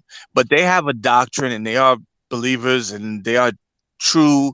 They want to take back their country. It's nothing, different from what Trump said. And they'll trample anybody in their way. The Southern Baptist Leadership Conference chair was removed. There, anybody who criticized Trump, there was a guy named Russell Moore. He criticized Trump. He had to resign. These are white guys, by the way. Burt Barber, you know, is a Trump apologist. He's big in the Southern Baptist Leadership Conference. Uh, Anybody who spoke out that was white against the Capitol insurrection, and you were in a church leadership in the Southern Baptist Leadership Conference, you were And out. we had a State Um, Department official who was a big dominionist. What's his name? Pompeo? yeah, yep, Yes, yep, yep, they're the dominant thread of Christian theology now, of white yep, Christian theology now. yep. Yep. So, anybody who is in the who had a position in the SBC, and you went against Trump, you were done. And it wasn't about another guy, Jonathan Carl. He was a pastor. He was thrown out of his. I mean, so like, and this all really arose from kids in cages and the treatment of kids in the border, not of any domestic policy or racial policy, because they were fine with that. It really arose from because they do missionary trips, and part of their bag is in their donor's bag is going to other cultures and wink wink helping immigrants, so to speak. So they had to kind of have a beef with Trump about immigration, the treatment of families and children in immigration, and they got totally wiped out and destroyed from any position of leadership in the Christian faith, Southern Baptist leadership, which is huge. Um, Suffice it to say, also with the Kujik Church, they're very, revenue oriented and very anti-abortion. I was in a meeting. It was just a community meeting with about 7 of the mega churches, and I was in the audience. I wasn't participating at all, and this was in 2000. Whenever it was that Biden let it slip that that Obama was changing his position. Biden did something and kind of forced Obama to change his position on gay marriage. And whatever that was, when Obama changed his position, evolved his position, as it was said, on gay marriage, these pastors had an emergency meeting right there. They stopped the main meeting with the community, had an emergency meeting. They were screaming and yelling at each other. So suffice it to say, within the black community, within the white community, Christian dominion theory and Christian nationalism and a certain strict sect of clerics and they exist in our communities, and they are with Republicans on these issues. So Democrats have to kind of figure out a way around them to be successful at implementing these school policies. As the lady said in Virginia, I actually was working in Virginia at the time, and I saw it firsthand. Dozens and dozens of out of state plates were coming up to school board meetings in Virginia, and they were dominating school board meetings and harassing and screaming at people and threatening them, and they won a lot of those school board seats. So I'll land Absolutely. right there. But Oh, yeah. But thank you for letting me speak. well, thank you so much for dropping so many, wonderful gems into, that short period of time that you shared with us. And I really would love to have more time to hear, more from all of you. And hopefully, this conversation will continue throughout the week. And I hope it will inspire people to go look at more information that they can bring, because like I said, I don't think we can talk about it too much, because they all tie in. And notice how you brought back in the Dominionist in Colorado, with which we had a mass shooting out there, and then also the ideology that's steeped in the religion there, and how it ties, to our educate. It's all related, and the Dee, can I add dark something real quick money. on that? Hmm. Can I add something real quick on that? Sure. Yes, please. um, One of the things that Steph said, and somebody else said earlier about that group of Liberty or something like that, which is funded by the Prince family and the DeVos family, which are like the funding gurus of this hate movement. The first Christian organization which they made inroads in way back in the day were the Mormons. The Mormons went from a faith that was very racist but very liberal on a lot of social policies. They were one of the first of the quote unquote Christian faith that turned on civil rights. And then they have went to hard right Reaganism and hard right Christian ideology like really quickly because of these groups. But these I don't know what they're called, something of liberty people. They're everywhere. Like I think it's been in the news You recently. talk about It's Moms for Liberty. Yeah, Moms Moms of for Liberty. Liberty. Moms of Thank you very Liberty. much. Thank you Yeah. very much, Bobby. My youngest sister lives in Berkeley County, South Carolina. They just like hired a not school president, superintendent for the school. Gave him a 5-year contract, fully guaranteed. These people won the election because there was, of course, low turnout in their county because they were too sedated to do whatever needed to get done to vote the competent people in, and they forced everybody out. So they're paying all these people for 5 years at good salaries to not work anymore, and then are bringing in these lunatics to work. And like people are pulling their kids out of the county, moving to Charleston County, moving to other surrounding counties instead of having their kids there, or what my sister did, taking them back to Catholic school again. Like people are not going to tolerate this shit. But at the same time, people have to vote. And then the last thing, again, this will be my last thing for today. This private school movement, what's going on there, I talked about it a lot when that Coon was running in Jasper County. Jasper County is one of the poorest counties in South Carolina. Only 30,000 people there. Over 50% of the budget that was supposed to go to Jasper County Independent School District went to 3 charter schools. Most of those kids in the charter school were white kids. And it's a county that is plurality black. And most of the money is going to white kids in these schools. That shit is evil and fucking insane. And it That is keeps exactly what they did in my county, Geechee, which is They're doing why it in my black rural husband. counties everywhere, where there's because black rural counties still have white people in there. Put the charter school in there, give the white kids the best education, and then leave the black kids there even further behind. That is fucking evil.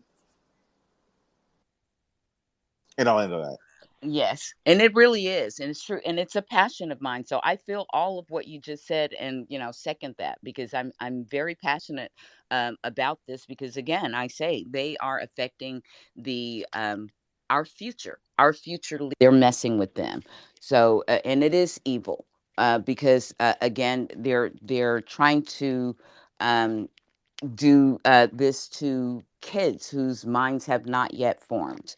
And so it's important. And I'm so excited that we have so many people who have been able to contribute to this conversation today, and look forward to hearing, more from you guys on it. So up next, we've got Bobby, then Steve, and then I'll go to Victoria, Carmen, and Khalil. Hello, D. Hello, everyone. Hey, how are Uh, you? good, good. Quick question for Shep. That stuff on Christian dominionism. You said you have a tweet or something on that? Yeah, I put it in the comments. It's just a Wikipedia page and a related article about the Genesis. Okay, because I want to read up on that. So thanks for sharing that. Because I've heard some things about it, but I don't really deal in religious circles that often. So, but I've definitely heard of those groups, and I want to read up on that. Yeah, the Moms for Liberty group, which is really just an updated version of the Daughters of the Confederacy. Thank you. Um, so yeah, so for people who may not know, the Daughters of the Confederacy were a group of women after the Civil War who dedicated themselves to rewriting the history of the Civil War as it pertains to the South. So they were And very. largely responsible for a lot of these Confederate statues. Yep. So they were posting or putting up Confederate statues. But the other thing that they did, which kind of ties into what Shauna was talking about earlier, which is the reason I came up here, was they were also very influential in the school systems. So they were very active in writing the textbooks, that we learned out of, a lot of us. And the reason why Texas is one of the states that normally kind of sets the tone for how textbooks are going to be written and distributed, is because Texas is one of the largest, singularly just largest states. So there are so many kids that attend public schools in Texas that they carry an outsized advantage when it comes to things like textbooks, because if you're a publisher, you want to sell your textbooks. So of course you're going to listen to one of your largest customers. And if they tell you they don't want certain things in the textbooks, you don't put certain things in the textbooks. And that's where that comes from. And there's a whole article up there in the Jumbotron I posted up there for her and anybody else who would like to read that. And just to do a quick little recap of how we got here. All of this CRT stuff, we have to remember the name of Christopher Rufo. Christopher Rufo, like a lot of people like him, was pretty much a deadbeat. This was a spoiled kid that got sent to nice schools and really didn't amount to a whole much. But he got lucky and he married up, got a wife that had some money. And so through those channels, he was able to get some money to start becoming a film producer, making documentaries. And when somebody sent him the stuff in Seattle about diversity training, was basically what it was. Then it wasn't even really CRT, but he saw an opportunity.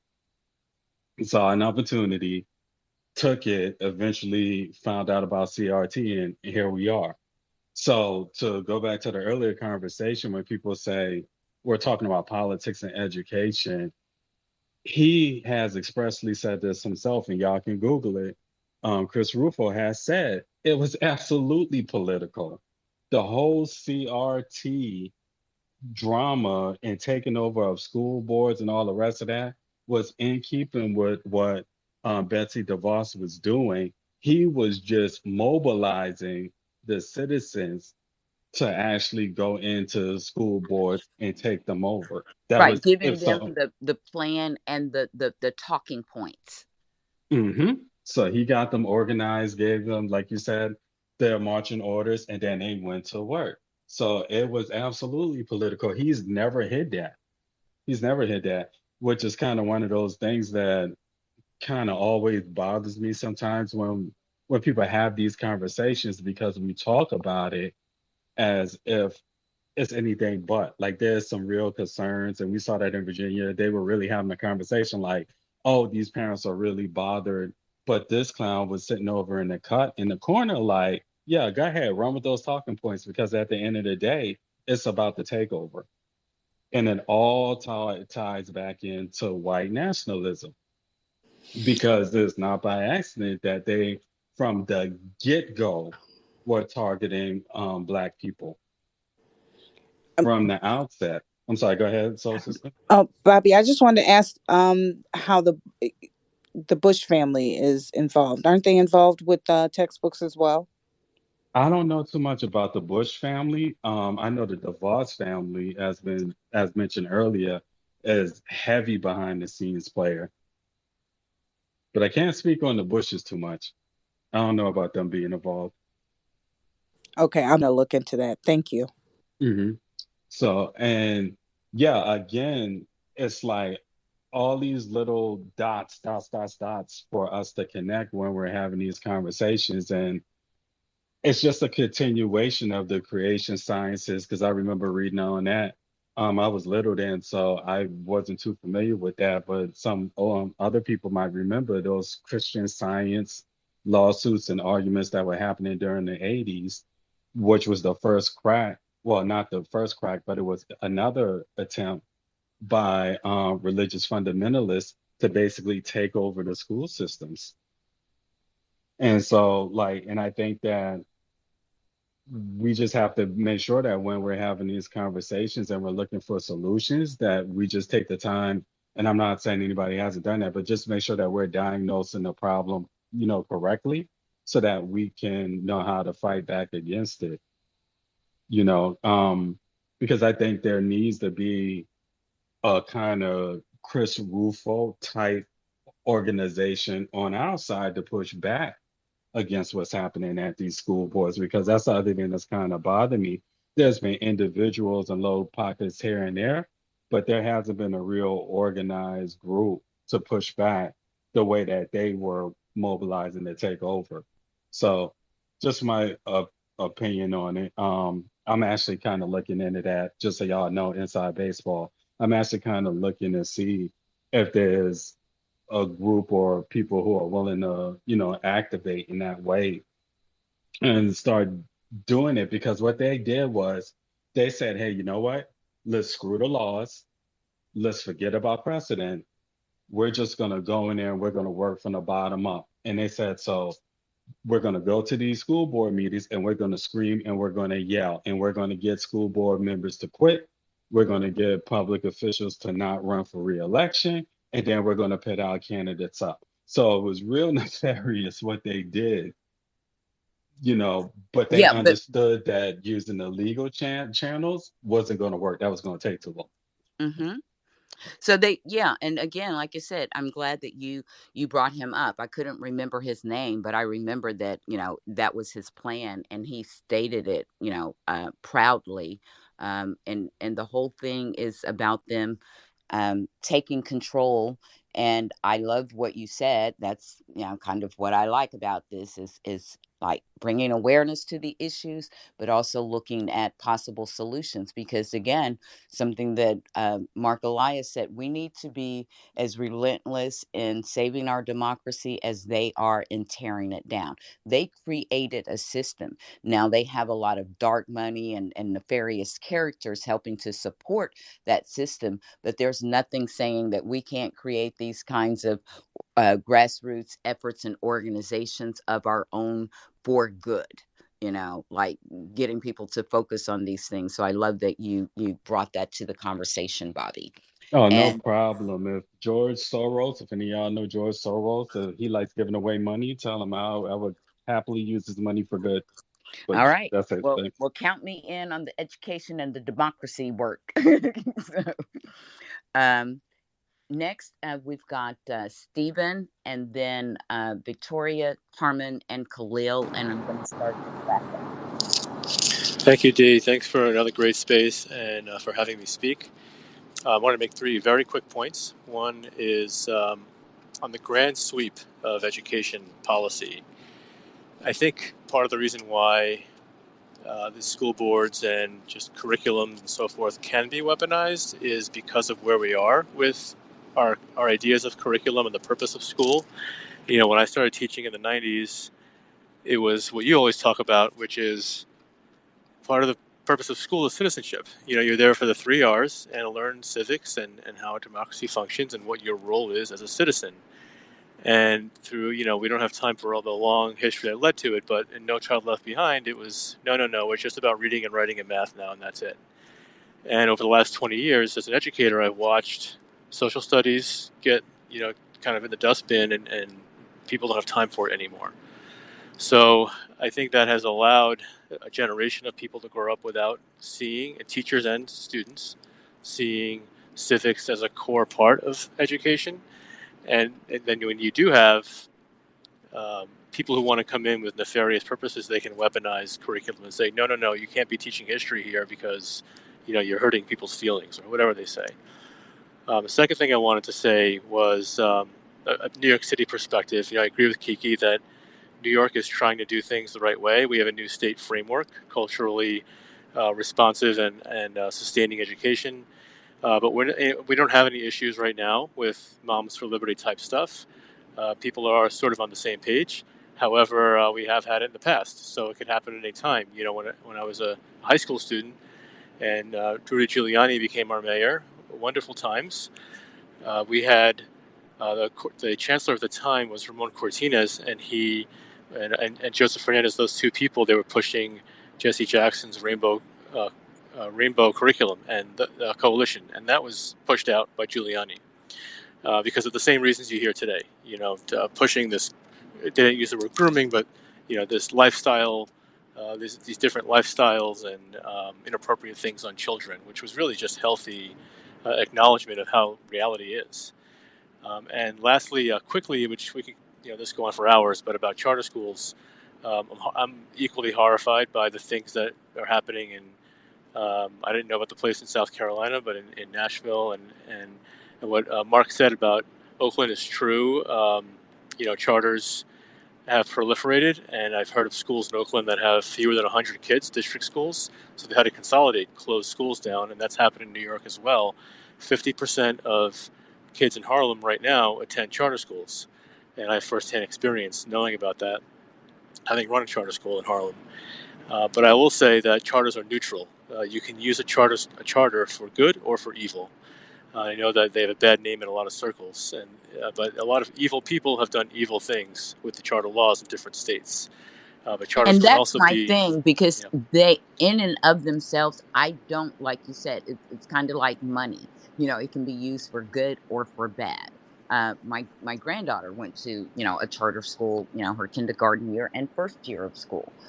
We took her out for you know, a number of reasons, but initially it was you know, kind of a good thing, but she started in the middle of a pandemic. So I'm not saying they're all bad, and I don't want anyone to have that kind of impression, because like I love what you said, it just depends on how they're used. But when you're using a major effort and you have a governor who has openly partnered with charter schools with the goal of bringing you know, like so many of them in, and then, you know, bringing the boss in on it with the goal of bringing more religious schools in. I do have a problem with that, because it's not that we don't have schools here. Um, we do have good schools, but, you know, some of them are not being funded, and, you know, we have busing, you know, like absolutely, problems and things. So go ahead. I didn't want to totally agree. interrupt you, but yeah. Yeah, there's no place for that. I totally agree. So I just wanted to throw that in there, and I'd love to hear more charter school talk as the week goes on. But I'll drop down now. Thank you again for the space.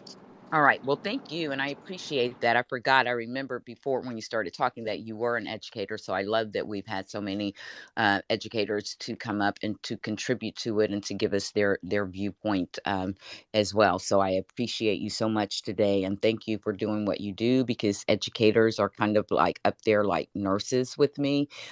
They're caring for the most vulnerable people in our society. So thank you for what you do. I appreciate you guys. And next, we've got Victoria, Carmen, and then Khalil. And I will say that will be the wrap up. I'll give my co host an opportunity to close out. I just want to thank you guys again for a wonderful conversation today. Hi, thank you. Yeah, this is a fascinating conversation, and I have two boys in public school. And if you remember, it was the Bush administration that had the No Child Left Behind, and I think it was around 2011 or something like that when Obama was in office, and they knew that No Child Left Behind wasn't working. So the Obama administration made some changes, and I'm pretty sure there was compromises, but they ended up with this Common Core curriculum. So before there was CRT, the white people were freaking out about Common Core. I had a real conservative mom texted me when my kid was in second grade that this homework is child abuse. And I was like, what are you talking about? They had a class for the parents. They were so worried about bringing this in and the backlash and the politics of it all. And I thought, this is a great way that I would have been able to learn math. But my friend, who was a political science professor, wrote down, I was like, what are these people so angry about? He said, Obama, right? So right then and there, people were just, how dare this black president try to overhaul my child's education? So the first white flight from the public schools started happening then. Then there was the marriage of all the anti-vax parents, because you get a lot of those in schools, being outraged about having to take a vaccine, even if they voted for Trump. And so my whole point was to bring up the fact that the first white freakout was because Obama was president and the Common Core was the outrage at the time. And these people are addicted to the outrage. I run across many Republicans, and it's just a sad, scary world they're all living in. And to get back to something Dee said earlier, she mentioned the word pillars. And, a lot of these kids are pulling out of public school. They're going to religious-based schools. And, there's a whole, to the point that we keep making, you can't take politics out of it because people are paying taxes. They're paying school taxes.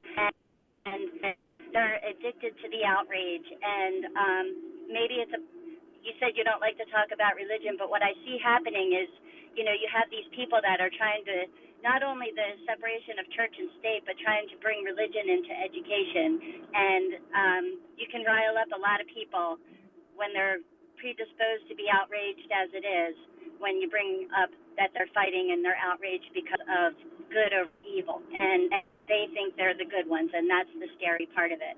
And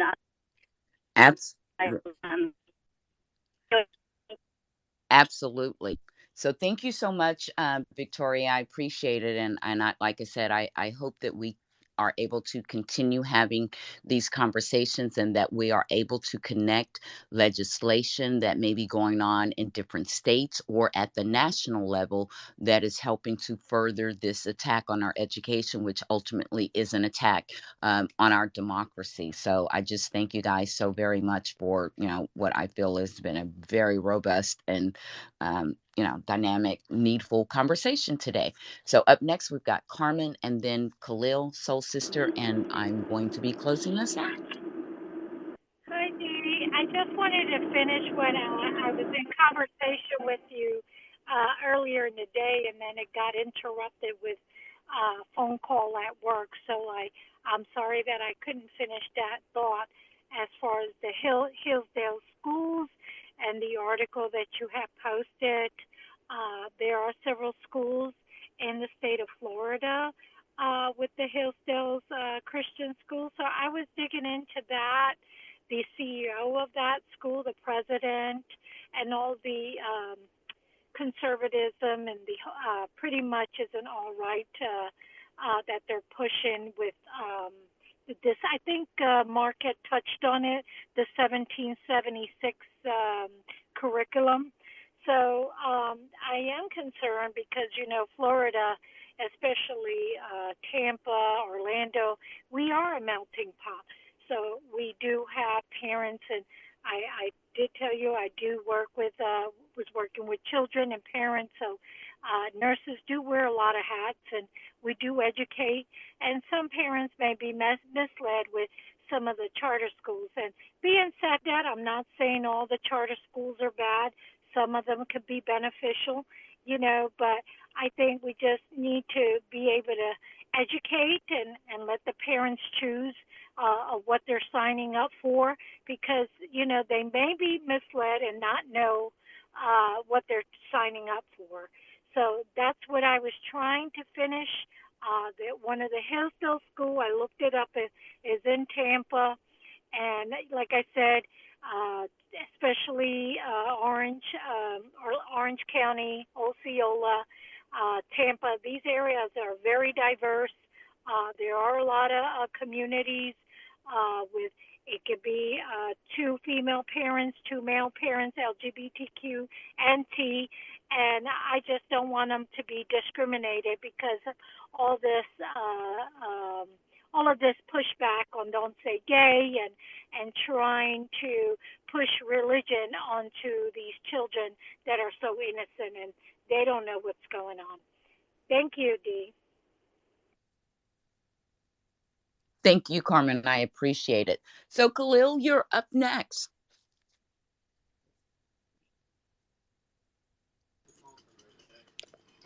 Hello, hello. Can you hear me? Yes, sir. Hey, it was. This is everyone that's come before me. It said this has been a really great discussion. I mean, I've heard a lot of it. Obviously, I stepped away for a bit, but I really heard a lot of it, and I think it's, as you pointed out, really good that we have such, we can draw on such expertise, experience in people who are actually engaged in education. And as a former educator, it's quite a discussion. I happen to be of the school. I thought that, our educational system is in really, frankly, desperate need for reform. And I don't think this is not something you can tweak. And I think all you have to do is look at what's transpired over the last, you know, 5 or 6 years to see that it needs some serious reform. And if you look at how we fall in education worldwide, particularly in the STEMs and things, you see the almost comical um,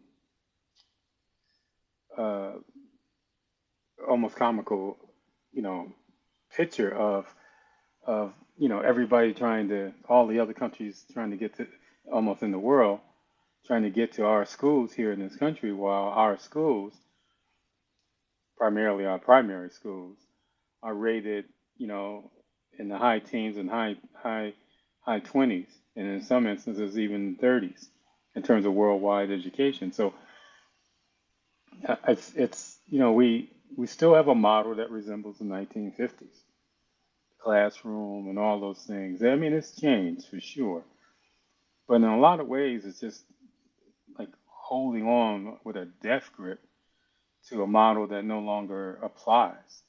And it's really kind of unfortunate because, not kind of, it's unfortunate because it's also given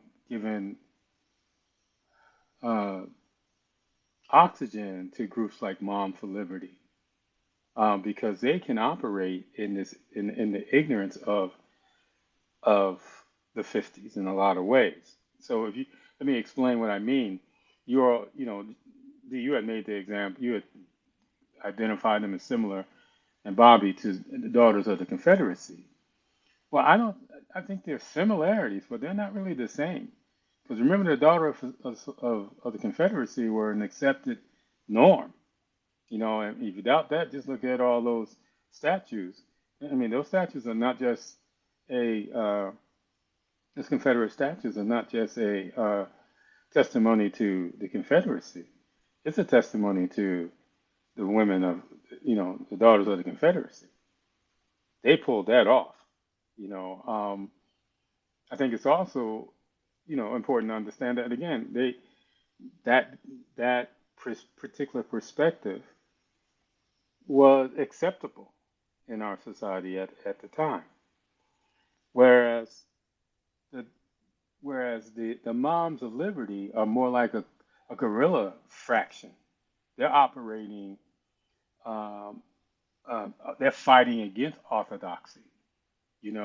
The things they're identifying, like removing certain elements of our of history, certain elements of our present history, and so on, are not acceptable by any real education, historical um, perspective.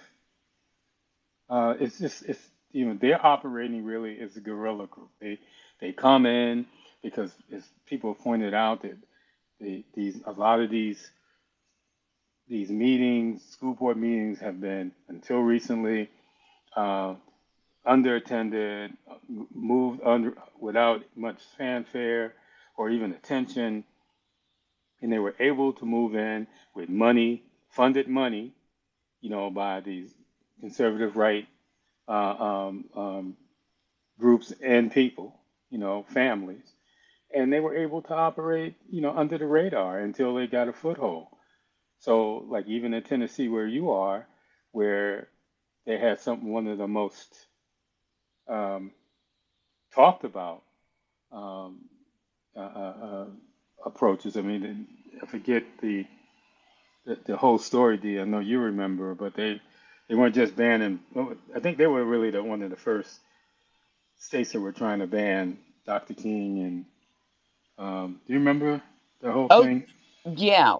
The one of the Jewish books, Mouse or something like Right, that. Mouse. Uh, Right. and Also, the kid in the pajama, kids mm, in the striped mhm. pajamas. And Um, right outside of our city limits, in a suburb of Nashville, was where one of the mega church preachers had a huge book burning that mhm. was Right, right. televised. That's right. That's right. That was a big deal. And so And they again, also, below me in another county, the richest county in our state, is where they had these funded grassroots organizations, these angry moms and parents and people who were accosting school board members when they were trying to have meetings, and this was about the mask. Well, hmm during that time. So yeah, hmm go ahead. I mean, we're surrounded by opportunists. We're surrounded by anti-vaxxers. We're surrounded by by racists and bigots. Who until this opening appeared with the pandemic, were fringe voices. On the right, even fringe voices on the left, on the far left. But the pandemic opened put cracks in some of our societal norms. And these folks just simply took advantage of it. The same thing with the Tea Party. The Tea Party, you know, um, comes about because of just an opportunity. It was, people don't realize it was highly funded, almost from the start. But they made it sound like it was some kind of grassroots effort, and when it wasn't really. Right. You And know. I wanted to add something. Whoever it was talking about when Obama was in office. That is also when that Red Map plan was initiated, hmm funded by those 400 rich, donors or whatever. So it was very orchestrated. And yeah, but I wanted to throw that in. So it wasn't coincidental. It was very, like they ramped it up just because they got terrified that this black man held the highest office in the land. And that is also when the Tea Party um, ramped up. They hmm were formed out of that. So continue on. Well, And I've got about 10 minutes before I'm going to have to wrap us up. wrap But it up. you, Well, I'm gonna be brief. I just think we need to understand that these are a lot of our perspective on these things are superficial, meaning we haven't really, until we started coming together like this, we really didn't have a full grasp, or certainly not a deep grasp of these subjects. And that's what's so great about the time that we're spending with each other, that we're going forward. So when we talk about, for instance, No Child Left Behind and then Common Core, what we're really talking about is ESSE, which was Every Student Succeeds Act, right? That's what Obama's compromise was. But we understood that reform, everybody knows that reform in schools and education is desperately needed. But again, because we're only partially engaged here, we're superficially engaged. We take a little bit something, we form opinions as if we have all the facts. And that's again our history. And so that's what's so different about what we've been able to do here is wrangle the truth out of all of the BS, with all due respect. And sometimes it's hard because a lot of people don't want to hear it, but it's real. It's very, very real. And the history of these private schools, as I said earlier, they go back. There's no new phenomenon here. They go back, and many of them, a significant amount of it is part of our racist history. Particularly a result of our racist history. So, we've got a lot of work to do as a nation, and the folks in this room, in this space, you know, have made the decision to be part of the solution as opposed to the problem. So even if you're just sitting in this room and listening, and you take upon yourself to share the information you have, however way you think is necessary, you're part of the solution. Now, we certainly could do more. We all could do more, but making the decision to want to make change, I mean, look, the horse is out the barn. Was the other one? The trains left the station. I mean, we're not going backwards. I mean, I'm serious. I've made the comment that what's happening right now, they're trying to take us back to the 1950s, the early 1960s. There's no question that we're poised to do that, but we're not going back there. We're not going to go back there. What we may have is a fragmented nation that continues to fragment even greater, where we have red states and blue states and states, purple states. I guess those are the don't care states, right? You're going to be in the South and you're not going to be able to do this. If you're South and you're gay, you're not going to be able to tell nobody in parts of the South. If you're, you know, uh, that's what we're looking at. You know, we have to decide how we want to move amongst this kind of ignorance. Whether we're going to hide the valuable education that most of us in this room, all of us in this room have, and the valuable insights you're getting from the time we spend together in this in spaces. Again, I know people say it all the time. It's spaces ain't real life. Well, it is what it is. And we certainly are valued. There's value in it when it's used properly. And we see that. We see what it looks like when it's not used properly, and we see what it looks like when it's used properly. When people are trying to be difference makers using this tool. I don't want us to lose that opportunity, to waste this moment, because it's one more tool we can use to move forward, to not just save democracy, but, bring healthy state of mind to our communities at large and get our folks engaged, because that's what's missing. Along with ignorance being our issue, apathy is as well. And now I believe fatigue is also an issue. Those are the three things I see. I see it every day. People just tired, who won't even watch the news because they're so tired of it. People who are, apathetic because they're disheartened some. Some because they don't understand what's at risk, and others who are just ignorant, who don't know, either blissfully they don't want to know, or they've never been, they've never had it explained to them, or the worst kind of ignorance is profound ignorance when they know, don't care. So I'm just again happy for this opportunity, for what it is that you all built here. I'm really excited about um, how it's evolved. Again, we've had some storms, but I'm not worried about them. I've been there, done that. I've seen them before. We'll survive this if we want to. There will be damage, and there will be there will certainly be casualties, but you know we'll survive it because that's what we do. That's what we know how to do. But the other issue is that we're not in the 50s and the 60s and 70s anymore.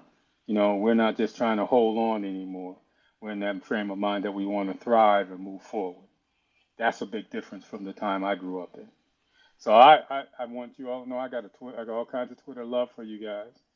And for me right now, it's about taking on, Twitter hubris and Twitter arrogance, and getting my boy to the finish line in Georgia. So thank you so much, Dee, for everything.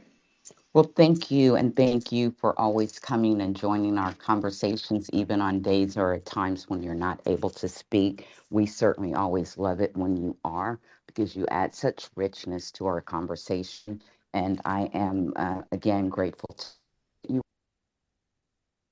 were able to and look forward to all of you guys coming and joining in the conversation where Eugene and some of our great focus us on some conversations that are important and some topics, because we're like we're getting ready now, the beginning of the year, to go into our um, mode for the 2024 election. And as Shante said, there are many actually that will have, elections next year. So we want to be ready for those as well. And I just thank you guys for having the focus, um, and knowing what's important. That's why we're here. That's why we're having these conversations, to continue to build that awareness, so we know the areas that require the work, so we know what's been done, so we can fight against it or stop it. And I want to turn it over to Soul Sister. Let her give us the lineup for the rest of the week, some closing words while I find our closing readout. I just wanted to say thank you for everyone who joined in our conversation today. Thanks for the participation and the great information. I did pop one more thing up into the nest, and it was from the uscourts.gov, and it's in regards to the First Amendment and religion. And it gives a pretty clear picture of what should be, and we all see what is happening currently. So this whole idea of take back their country, that's a foolish false equivalency on their part, because that's exactly what this country was fighting against when it was first established by the founding fathers. But you know how they like to twist things. So also, more importantly, I wanted to give you the lineup for the rest of the week. So Eugene is back tomorrow with us, and um, we'll have Dawn, hopefully, and I will be there with her. On Wednesday, we have Miss Martine. On Thursday, we have Shauna. On Friday, we have Ngazi. So we've got a great lineup for the week, and I look forward to us continuing this conversation because it is very important. Um, there's a really big lie being told in regards to charter schools.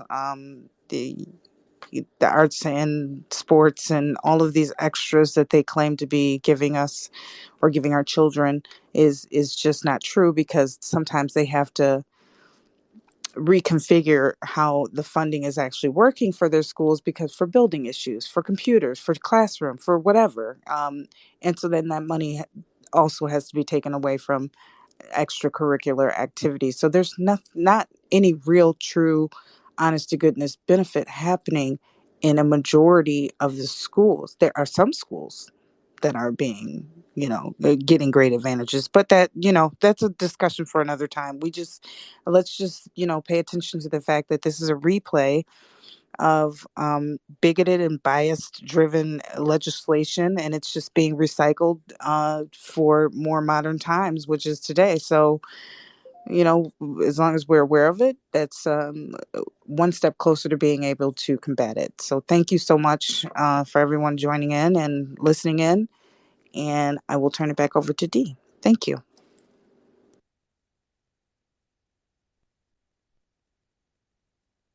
All right, guys, thank you so much. I'm going to leave you. I am on the way to pick up my granddaughter, so I'm going to leave you with these inspiring words. And I just want to thank you again all today for joining in the conversation, whether you were speaking or just listening. You all matter, and it's important. And we need to understand that this is not the work of one election, it's a lifetime. And in the words of the late, great Representative John Lewis, do not get lost in a sea of despair. Be hopeful, be optimistic. Our struggle is not the struggle of a day, a week, a month, or a year. It is the struggle of a lifetime. Never ever be afraid to make some noise and get in good trouble, necessary trouble. So I just want to thank you guys for coming here and joining Eugene and I and all of our fabulous guest co-hosts, making noise and good trouble, um, getting informed, helping to inform us and inspiring us. And I just want to leave you all with peace and blessings and invite you back tomorrow, same time with Eugene, Soul Sister, and Dawn at 1:30 p.m. Eastern Time. And make some more trouble, good trouble. So have a good rest of the afternoon. And again, thank you all for being here, and continue to share and retweet the space, because I think these conversations are worthy of sharing. So peace out. Love you guys.